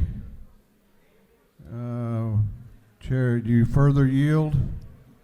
Yes, sir, I do. Chair recognizes Chairman F. Stration to your left for a question. Thank you, Mr. Speaker. Gentleman yield. I do. Sir, is it not true that the canons of judicial ethics, the rules that judges have to follow, require that they do not act in a partisan manner? And having a partisan affiliation required for the judicial position is in direct conflict with the canons of judicial professionalism. I believe that to be true. All right. Is it not true that because of that, your bill, your 2 bills, are consistent with the rules that all judges are required to follow? Yes, sir, as I understand it. Thank you, sir.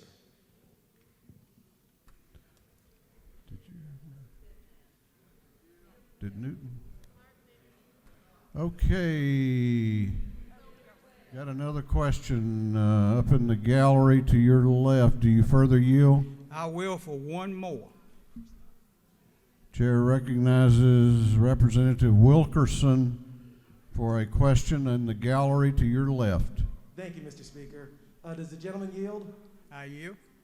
Is it not true that last year, or might have been early this year, we had a bill that would have turned all magistrate court judges and probate court judges to nonpartisan, and that this body decided they did not want to proceed down that path? So to my colleague's point, this seems to be a direct play on whenever a county is turning Democratic, that we want to change it, and that we could solve this by passing one bill that makes all magistrate court judges nonpartisan and all probate court judges nonpartisan if we truly believe that all people were equal.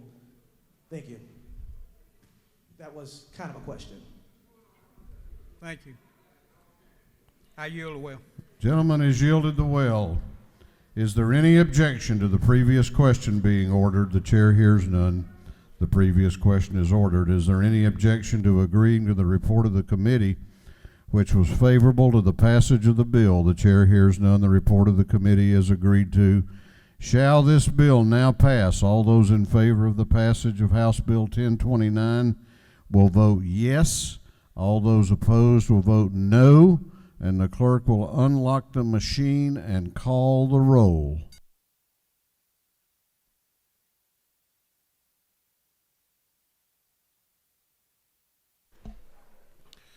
Alexander, Anulowitz, Barr, Barton, Belton, Bennett, Bentley, Benton, Beverly, Blackman, Bodie, Bruce, Burns, Carpenter, Carson, Chokus, Clark H., Collins, Cooper, Corbett, Dempsey, Dickey, Dollar, Drenner, Dubnik,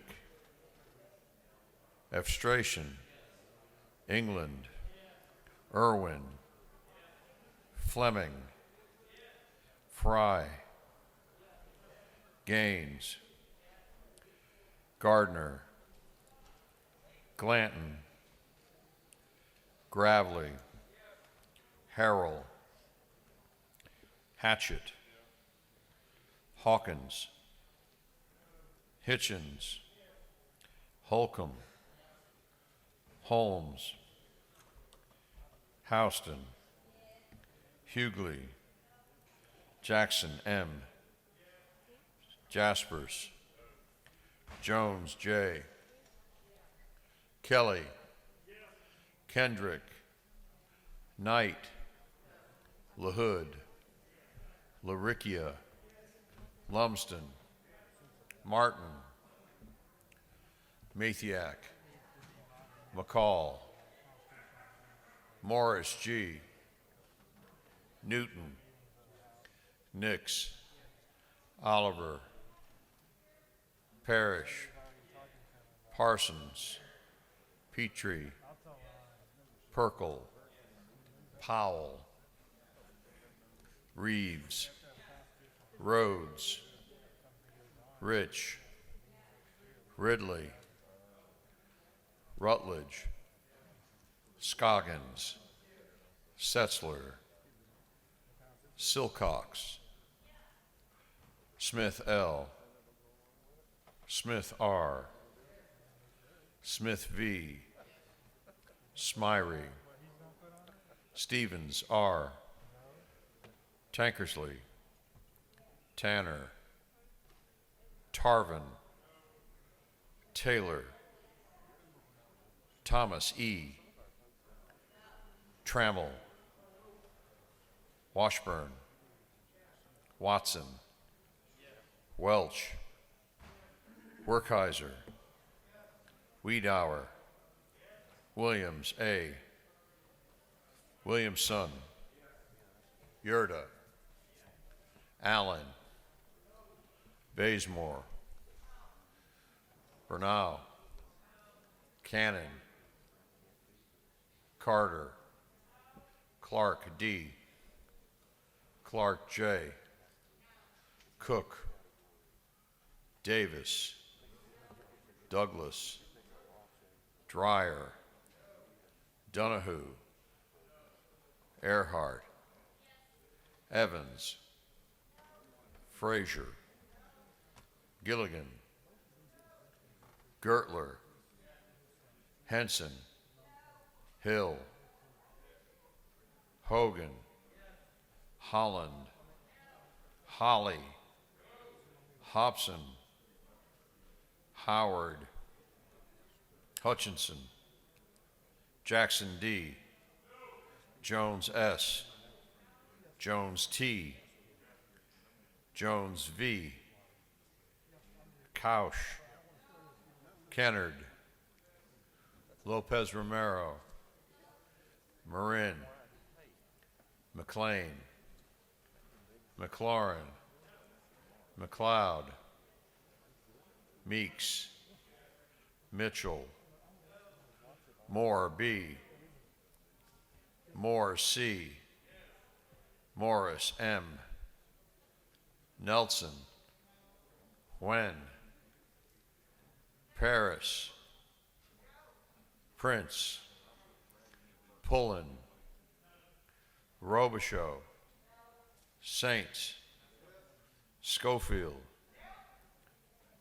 Scott, Shannon, Sharper, Smith M., Stevens M., Stevenson, Thomas A.M., Turner, Walensky,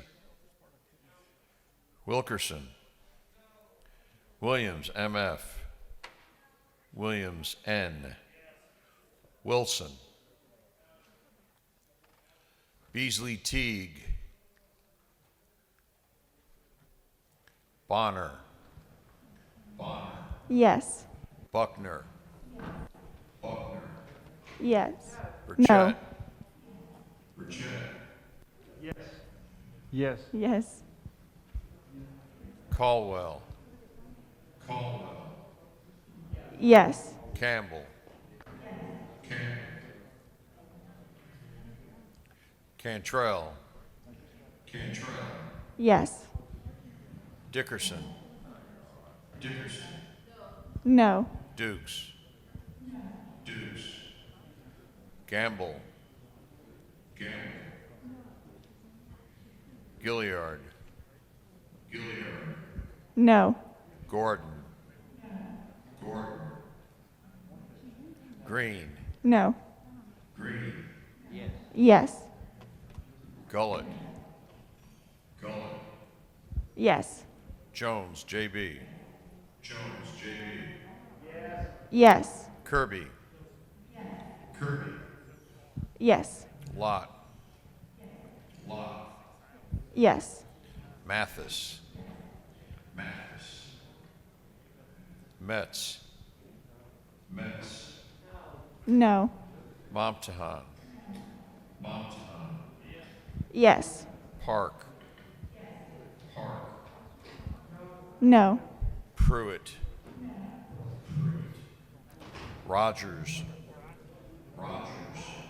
Yes. Singleton. Yes. Stovall. Yes. Williams, R. Yes. Alexander. Campbell. Cannon. Dubnik. Dukes. No. Gamble. Hawkins. Hobson. Hutchinson. Jones V. McLeod. Moore B. Morris M. Oliver.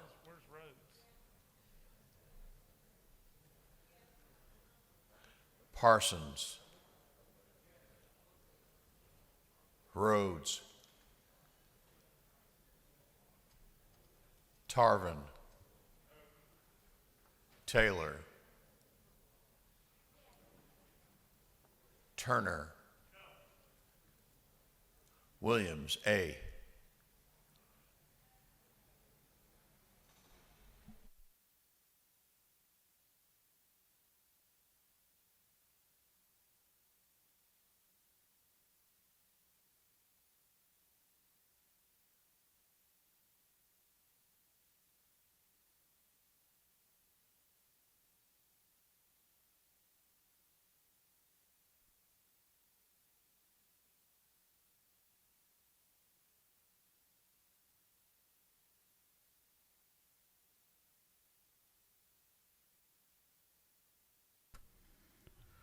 Okay, look at the board and be sure it is consistent with your intended vote.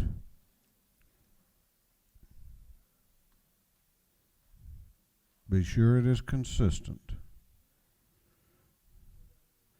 Mr. Clerk, you may lock the machine. Chair votes yes.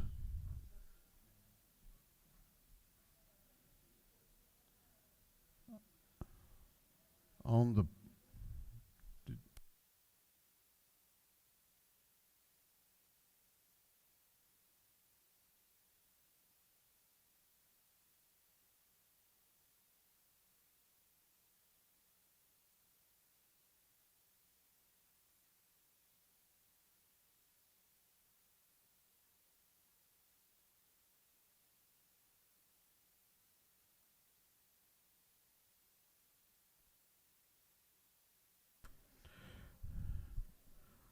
On the passage of the bill, the ayes were 91, the nays were 69. This bill, having received the requisite constitutional majority, is therefore passed.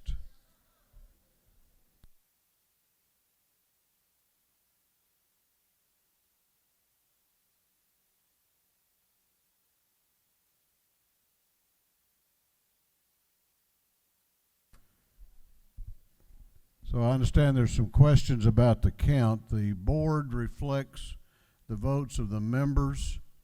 The chair has the right under the rules of the House to break a tie and did exercise that in this case, which gave the bill 91 votes.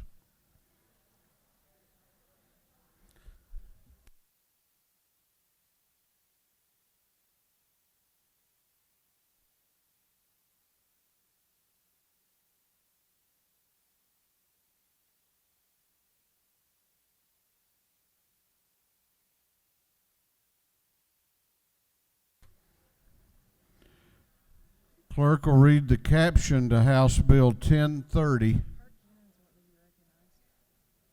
What purpose does Representative Cannon rise? To make a motion? You're not recognized for a motion. Clerk will read the caption to House Bill 1030. House Bill 1030 by Representative Mathis, the 144th to be titled an act to provide that future elections for the office of Chief Judge of the Magistrate Court of Twiggs County shall be nonpartisan elections. This bill having referred to the Committee on Governmental Affairs. That committee recommends that this bill do pass. Chair recognizes Representative Mathis to present the bill. Thank you, Mr. Speaker. I introduced House Bill 1030 for the Magistrate of Twiggs County, and I was solicited by both of these elected officials in Twiggs County. Both of them run Democrat. I'm Republican, but I'm their representative. This is what they want. Their commissioners voted unanimously on it, so I felt it my duty to do as they asked me. So I ask for your favorable consideration on House Bill 1030.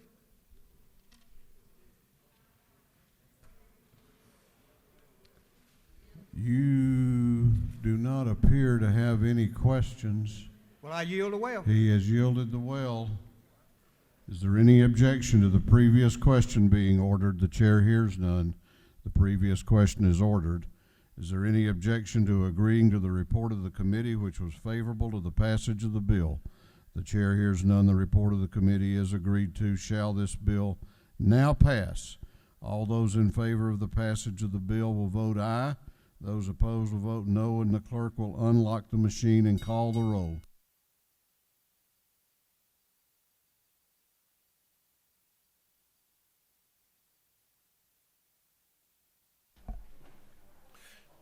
Alexander, Anulowitz, Barr, Barton, Belton, Bennett, Bentley, Benton, Beverly,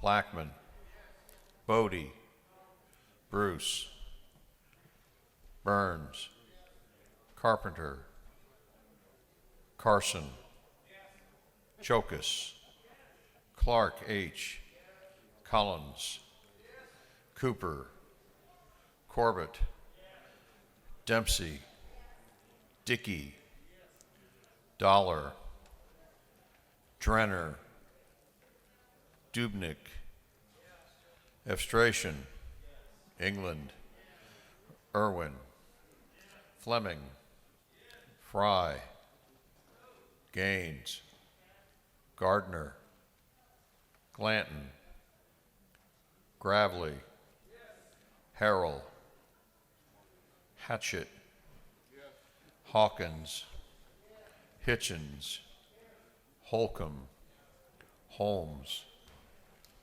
Houston, Hughley, Jackson M., Jaspers, Jones J., Kelly, Kendrick, Knight, LaHood, LaRicchia, Lumsden, Martin, Mathiak, McCall, Morris G., Newton, Nix, Oliver, Parrish, Parsons, Petrie, Perkle, Powell, Reeves, Rhodes, Rich, Ridley, Rutledge, Scoggins, Setzler, Silcox, Smith L., Smith R., Smith V., Smyrie, Stevens R., Tankersley, Tanner, Tarvin, Taylor, Thomas E., Trammell, Washburn, Watson, Welch, Werkheiser, Wiedauer, Williams A., Williamson, Yurda, Allen, Bazemore, Bernau, Canning, Carter, Clark D., Clark J., Cook, Davis, Douglas, Dreyer, Donahue, Earhart, Evans, Frazier, Gilligan, Gertler, Henson, Hill, Hogan, Holland, Holly, Hobson, Howard, Hutchinson, Jackson D., Jones S., Jones T., Jones V., Couch, Kennard,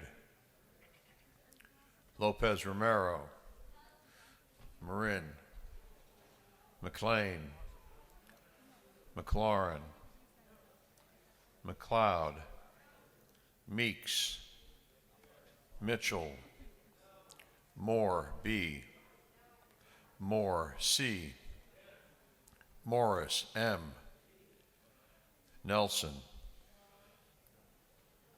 Huen, Paris, Prince, Robichaud, Saints,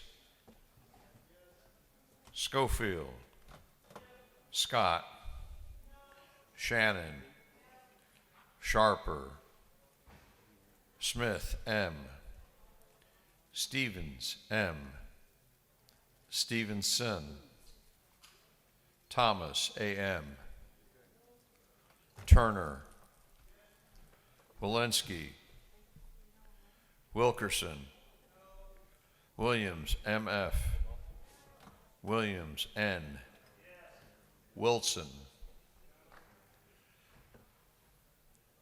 Beasley Teague, Bonner, Yes. Buckner, No. Burchett, Yes. Caldwell, Yes. Campbell, Yes. Cantrell, Yes. Dickerson, No. Dukes, No. Gamble, Yes. Gilliard, No. Gordon, No. Green, Yes. Gullett, Yes. Jones, J.B. Jones, J.B. Yes. Kirby. Kirby. Lot. Lot. Yes. Mathis. Mathis. Metz. Metz. No. Momtahan. Montahan. Yes. Park. Pruitt. No. Pruitt. Rogers. Rogers. Singleton. Singleton. Yes. Stovall. Stovall. Yes. Williams, R. Williams, R. Yes. Anulowitz. Anulowitz. Bruce. Cannon. Carpenter. Carter. Clark, J. Douglas. Is that a yes or a no? Douglas. Earhart. Henson. Jones, T. Kennard. Lumsden. Morris, M. Pullen. Rhodes. Smith, M.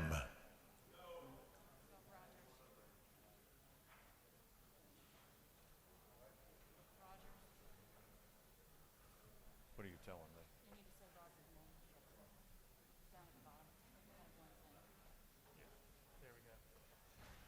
Thomas, E.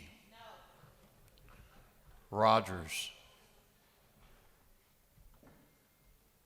Werkheiser. Walensky.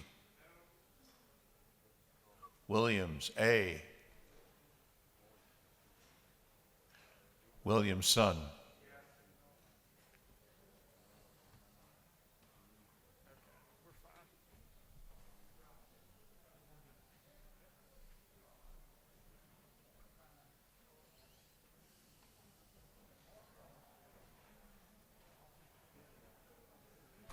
Okay, members, take a moment if you would and make sure the vote reflects how you intended to vote.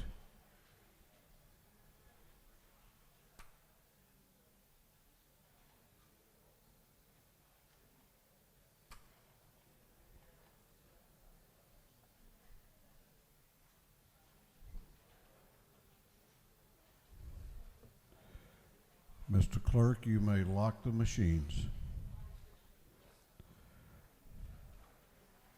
On the passage of House Bill 1030, the ayes recorded are 90, the nays are 65. The chair votes aye. The bill having received 91 votes and 65 votes in opposition,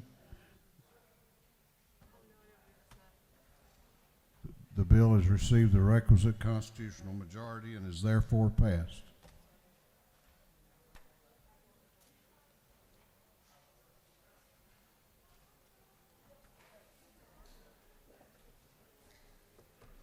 Yes, sir. What purpose does the minority leader of the House rise? Mr. Speaker, pursuant to House Rule 143, I would serve notice of intention to this House to move for reconsideration of the House's action on both House Bill 1029 and House Bill 1030 on the following legislative day. Gentleman has that right. The minority leader has served notice of his intention to seek reconsideration of this House's action on House Bill 1029 and House Bill 1030, and that will be taken up on the next legislative day. Clerk will read the caption to Senate Bill 176.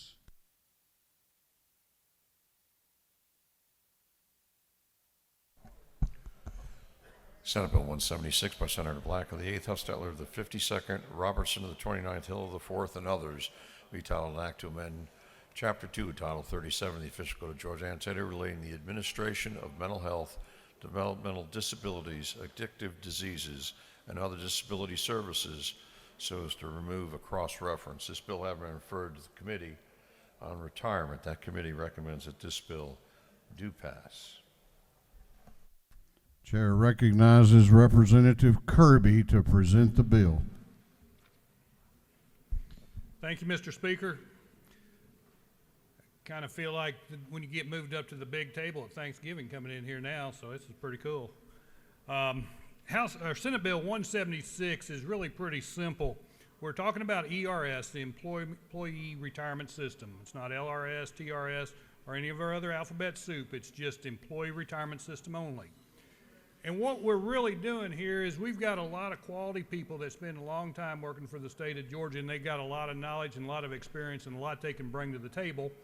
And they get to retirement age, and we want them to go out and enjoy their retirement, but sometimes we like them to come back and help us out a little bit. And what this does is put a mechanism in place for those people to come back into service as part-time employees, and the employer and employee would pay both portions of any retirement going into the ERS system. If they work less than 1,040 hours, which is 26 weeks, then they're not going to get any other retirement benefits, and then it's not going to add to their time, not going to add to their service. If they're going to be coming back as a full-time student, then they'll just go back out of the retirement system and go back into regular service. So it's pretty simple. There's no cost to the state. It's all funded by the employer and employees paying into the system. And it gives us an opportunity to bring back quality people in a part-time role to help us with some knowledge and experience that they have that when we can use it best. And if there's any questions, I'll take a few. I think it's pretty self-explanatory, Mr. Speaker.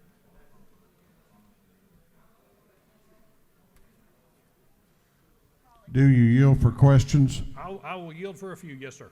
Chair recognizes Chairman Martin to your left for a question. Gentlemen, yield for a question? Yes, I will. I appreciate the gentleman. I just want to make sure that we're on the same page here. You said there was no cost to the state.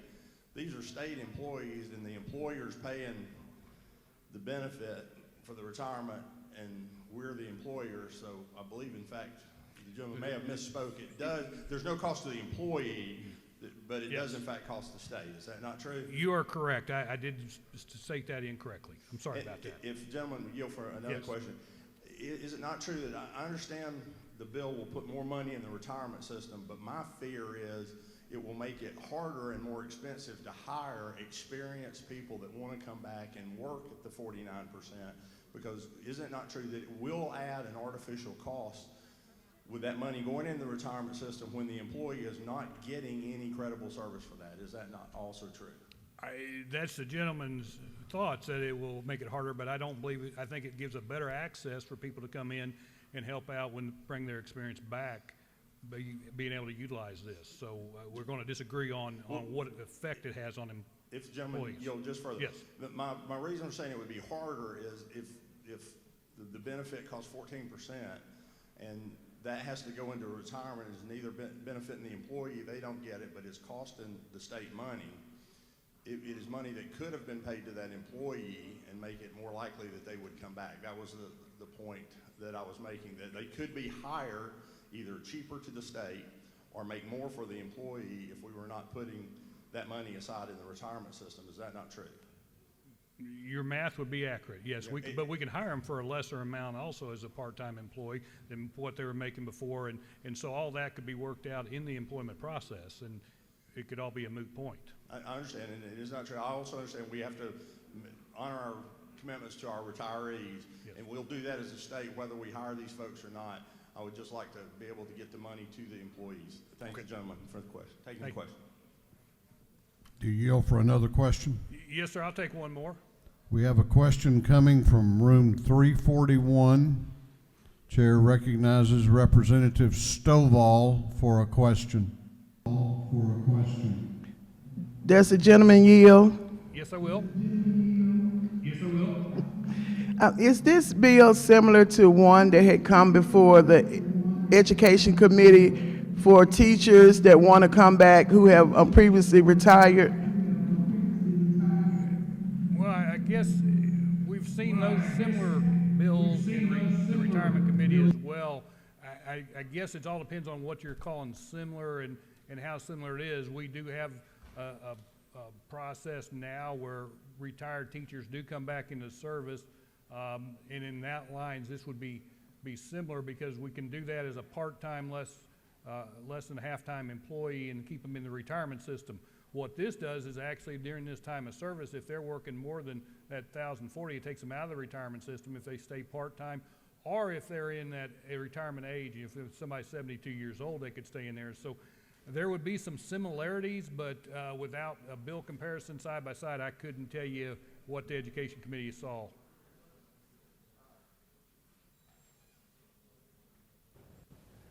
Does the gentleman further yield? Yes, I will. So with this particular bill, educator who has retired and meets these qualifications can come back into the classroom to teach? No, this bill has nothing to do with the TRS, which is the Teachers Retirement System. This is strictly an ERS bill.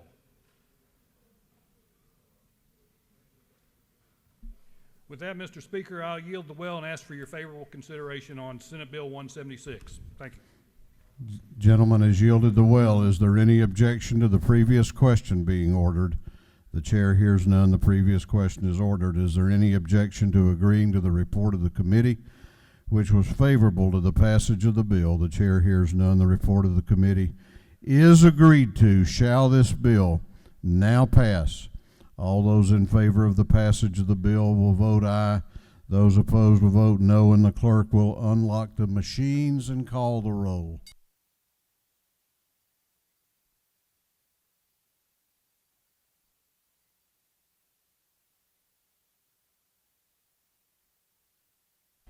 Alexander, Anulowitz, Barr, Barton, Belton, Bennett, Bentley, Benton, Beverly, Blackman, Bodie, Bruce, Burns, Carpenter, Carson, Chokus, Clark H., Collins, Cooper, Corbett, Dempsey, Dickey, Dollar, Drenner, Dubnik, Estration, England, Irwin, Fleming, Fry, Gaines, Gardner, Glanton, Gravely, Harrell, Hatchett, Hawkins, Hitchens, Holcomb, Holmes, Houston, Hughley, Jackson M., Jaspers, Jones J., Kelly, Kendrick, Knight, LaHood, Laricchia, Lumsden, Martin, Mathiak, McCall, Morris G., Newton, Nix, Oliver, Parrish, Parsons, Petrie, Perkle, Powell, Reeves, Rhodes, Rich, Ridley, Rutledge, Scoggins, Setzler, Silcox, Smith L., Smith R. Smith V. Smyrie. Stevens R. Tankersley. Tanner.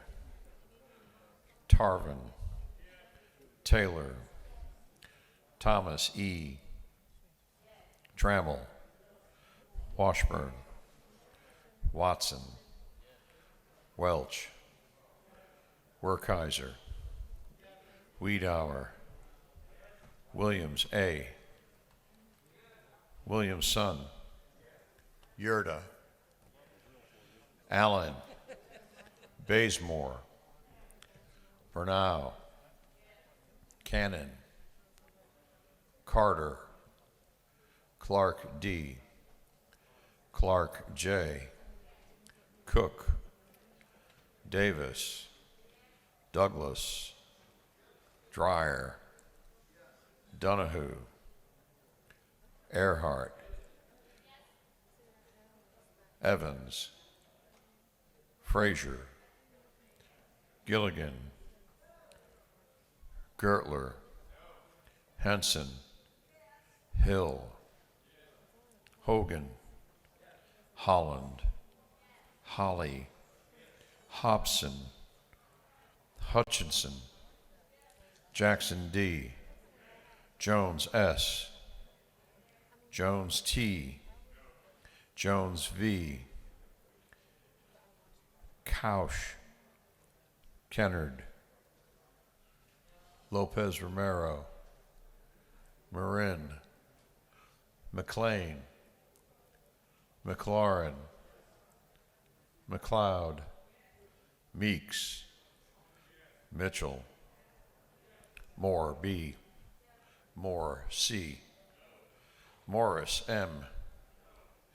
Nelson. Wen. Paris. Prince. Pullen. Robichaux. Saints. Schofield. Scott. Shannon. Sharper. Smith M. Stevens M. Stevenson. Thomas A.M. Turner. Walensky. Wilkerson. Williams M.F. Williams N. Wilson. Beasley Teague. Beasley Teague. Bonner. Bonner. Yes. Buckner. Buckner. Yes. Burchett. Burchett. Yes. Caldwell. Caldwell. Yes. Campbell. Campbell. Yes. Cantrell. Cantrell. Yes. Cantrell. Dickerson. Yes. Dukes. Dukes. Gamble. Gamble. Yes. Gilliard. Gilliard. Yes. Gordon. Gordon. Yes. Green. Green. Yes. Gullett. Gullett. Yes. Jones, J.B. Jones, J.B.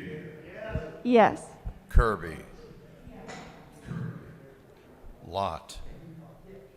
Lott. Yes. Mathis. Mathis. Metz. Metz. Yes. Moptahan. Yes. Park. Park. Yes. Pruitt. Pruitt. Rogers. Rogers. Singleton. Yes. Singleton. No. Stovall. Stovall. Yes. Williams R. Williams R. Yes. Cannon. Cannon. Carter. Dempsey. Dollar. Dukes. Yes. Fleming. Gaines. Houston. Jones V. Couch. Kennard. Lopez Romero. Mathis. Oliver. Stevens R. Turner. Washburn.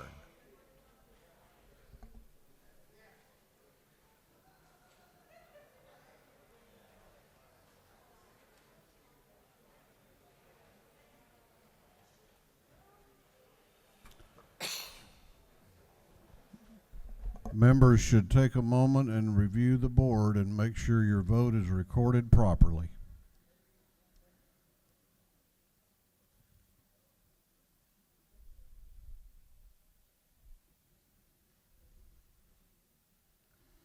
Mr. Clerk, you may lock the machines.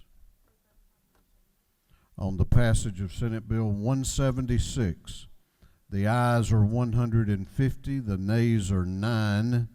This bill, having received the requisite constitutional majority, is therefore passed.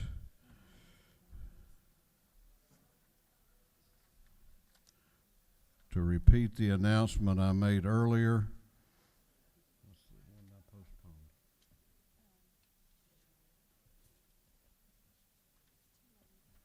Senate Bill 295 will be postponed to the next legislative day.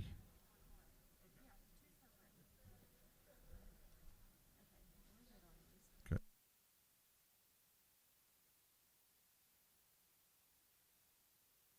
For what purpose does the majority caucus whip rise? To make a motion. State your motion. Mr. Speaker, I move that Senate Bill 359 be moved from the Special Committee on Access to Quality Health Care to the Special Committee to Access to the Civil Justice System. Both chairmen are in agreement. Clerk will read the caption. Senate Bill 359 by Senator Hufstetler, the 52nd, Tillery, the 19th, Strickland, of the 17th, Albers, the 56th, and others, be titled an act to amend Title 33 of the Official Code of Georgia, annotated relating to insurance, so as to provide for certain consumer protections against surprise billing. On the gentleman's motion that Senate Bill 359 be withdrawn from the Special Committee on Access to Quality Health Care and committed to the Special Committee on Access to the Civil Justice System, is there objection? Is there objection? Chair hears none, and it is so ordered. For what purpose does the chair of the Economic Development and Tourism Committee rise? To make a motion. State your motion. Mr. Speaker, I move that Senate Resolution 841 be moved from the Judiciary Committee to the Regulated Industries Committee. Both chairmen agree. Clerk will read the caption. Senate Resolution 841 by Senator Kennedy, the 18th, Council to the 46th, Hufstetler to the 52nd, and others, proposing an amendment to the Constitution so as to provide that the people of this state may petition the judiciary for declaratory relief from certain acts of this state or certain local governments or officers or employees thereof.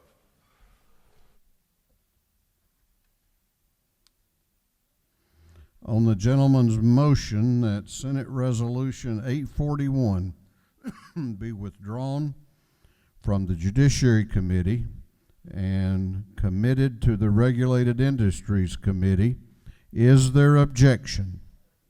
Is there objection? The chair hears none, and it is so ordered. The clerk will read the caption to a group of privileged resolutions.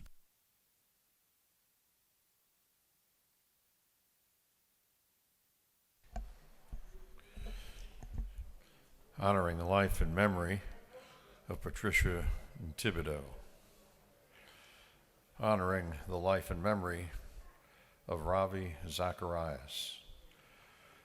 Recognizing the month of June 2020 as Immigrant Heritage Month, recognizing and commending Judge Barbara H. Caldwell on her outstanding public service, recognizing and commending Judge David Emerson as outstanding public service, commending the Woodward Academy boys basketball team for winning the 2020 GHSA Class 4A State Basketball Championship, recognizing and commending the Woodward Academy War Eagles wrestling team for winning the 2020 GHSA 4A Team Dual Wrestling State Championship, commending and congratulating David Britt, commending and congratulating Noah Norgren, commending and congratulating William Hood, commending Aaron Wesley Bartleson, Rome High School's 2019-2020 Star Student, commending Kelly Golden, Rome's High School's 2019-2020 Star Teacher, commending Brindley Ritchie, our Murchie's High School's 2019-2020 Star Student,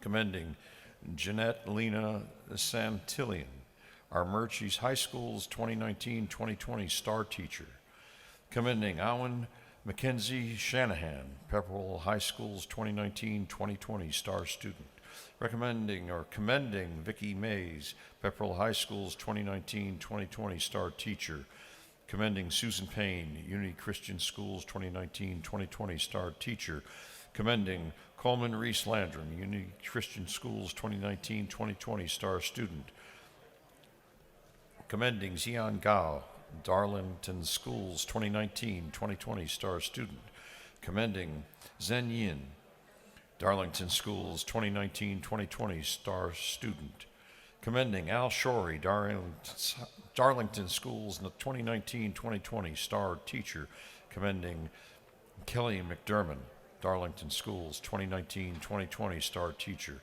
commending Laura Wyndham, Coosa High School's 2019-2020 Star Teacher, commending Layson Leonetti, Model High School's 2019-2020 Star Teacher, commending Teresa Marie Carroll, Model High School's 2019-2020 Star Student, commending John Matthew Googe, Coosa High School's 2019-2020 Star Student, honoring the life and memory of Barbara Jean Johnson, honoring the life and memory of David Vaughn, Jr., honoring the life and memory of Rebecca Chase Williams, honoring the life and memory of Gay McLaurin Love, honoring the life and memory of Frank Camden Owens, Jr., recognizing and commending the 2020 graduating class of Adairsville High School,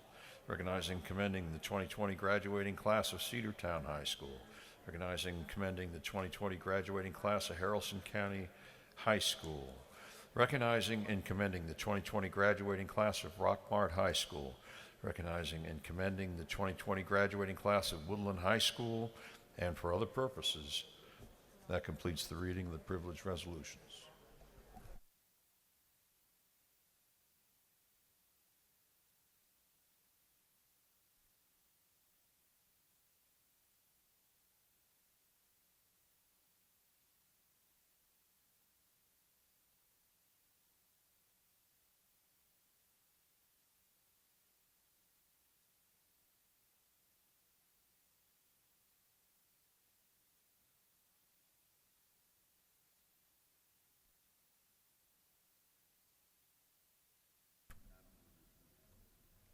Is there any objection to adopting the privilege resolutions?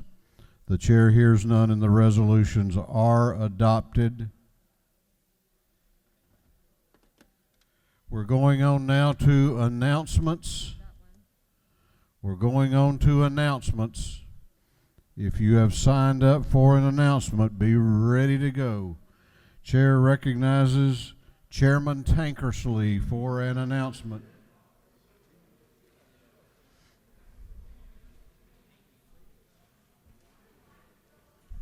Thank you, Mr. Speaker. Today at 1 o'clock, we have an Intergovernmental Coordination Committee meeting. It's going to be in CLOB 406, 1 o'clock, and we need you to be there. We have 2 bills to consider.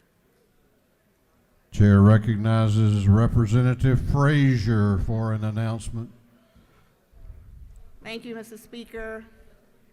In the clerk's office, HR 1547, the Amon Arbery resolution is ready for anyone that would like to sign off on it. HR 1547, honoring the life of Ahmaud Arbery. Thank you.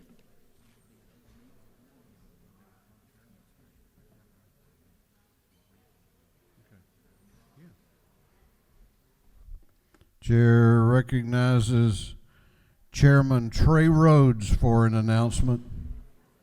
Thank you, Mr. Speaker. Game fishing parks will meet in 341 immediately upon adjournment. Thanks. Chair recognizes Chairman Green for an announcement. Thank you, Mr. Speaker. It's good to see you in person. We have a meeting of the state properties today at 2 p.m., room 403 of the state capitol. 2 o'clock, state properties. Thank you. Chair recognizes Chairman Werkheiser for an announcement. Thank you, Mr. Speaker. The Industry and Labor will be having, hopefully, its final meeting today, 12:30 or upon adjournment, CLOB 506. Thank you.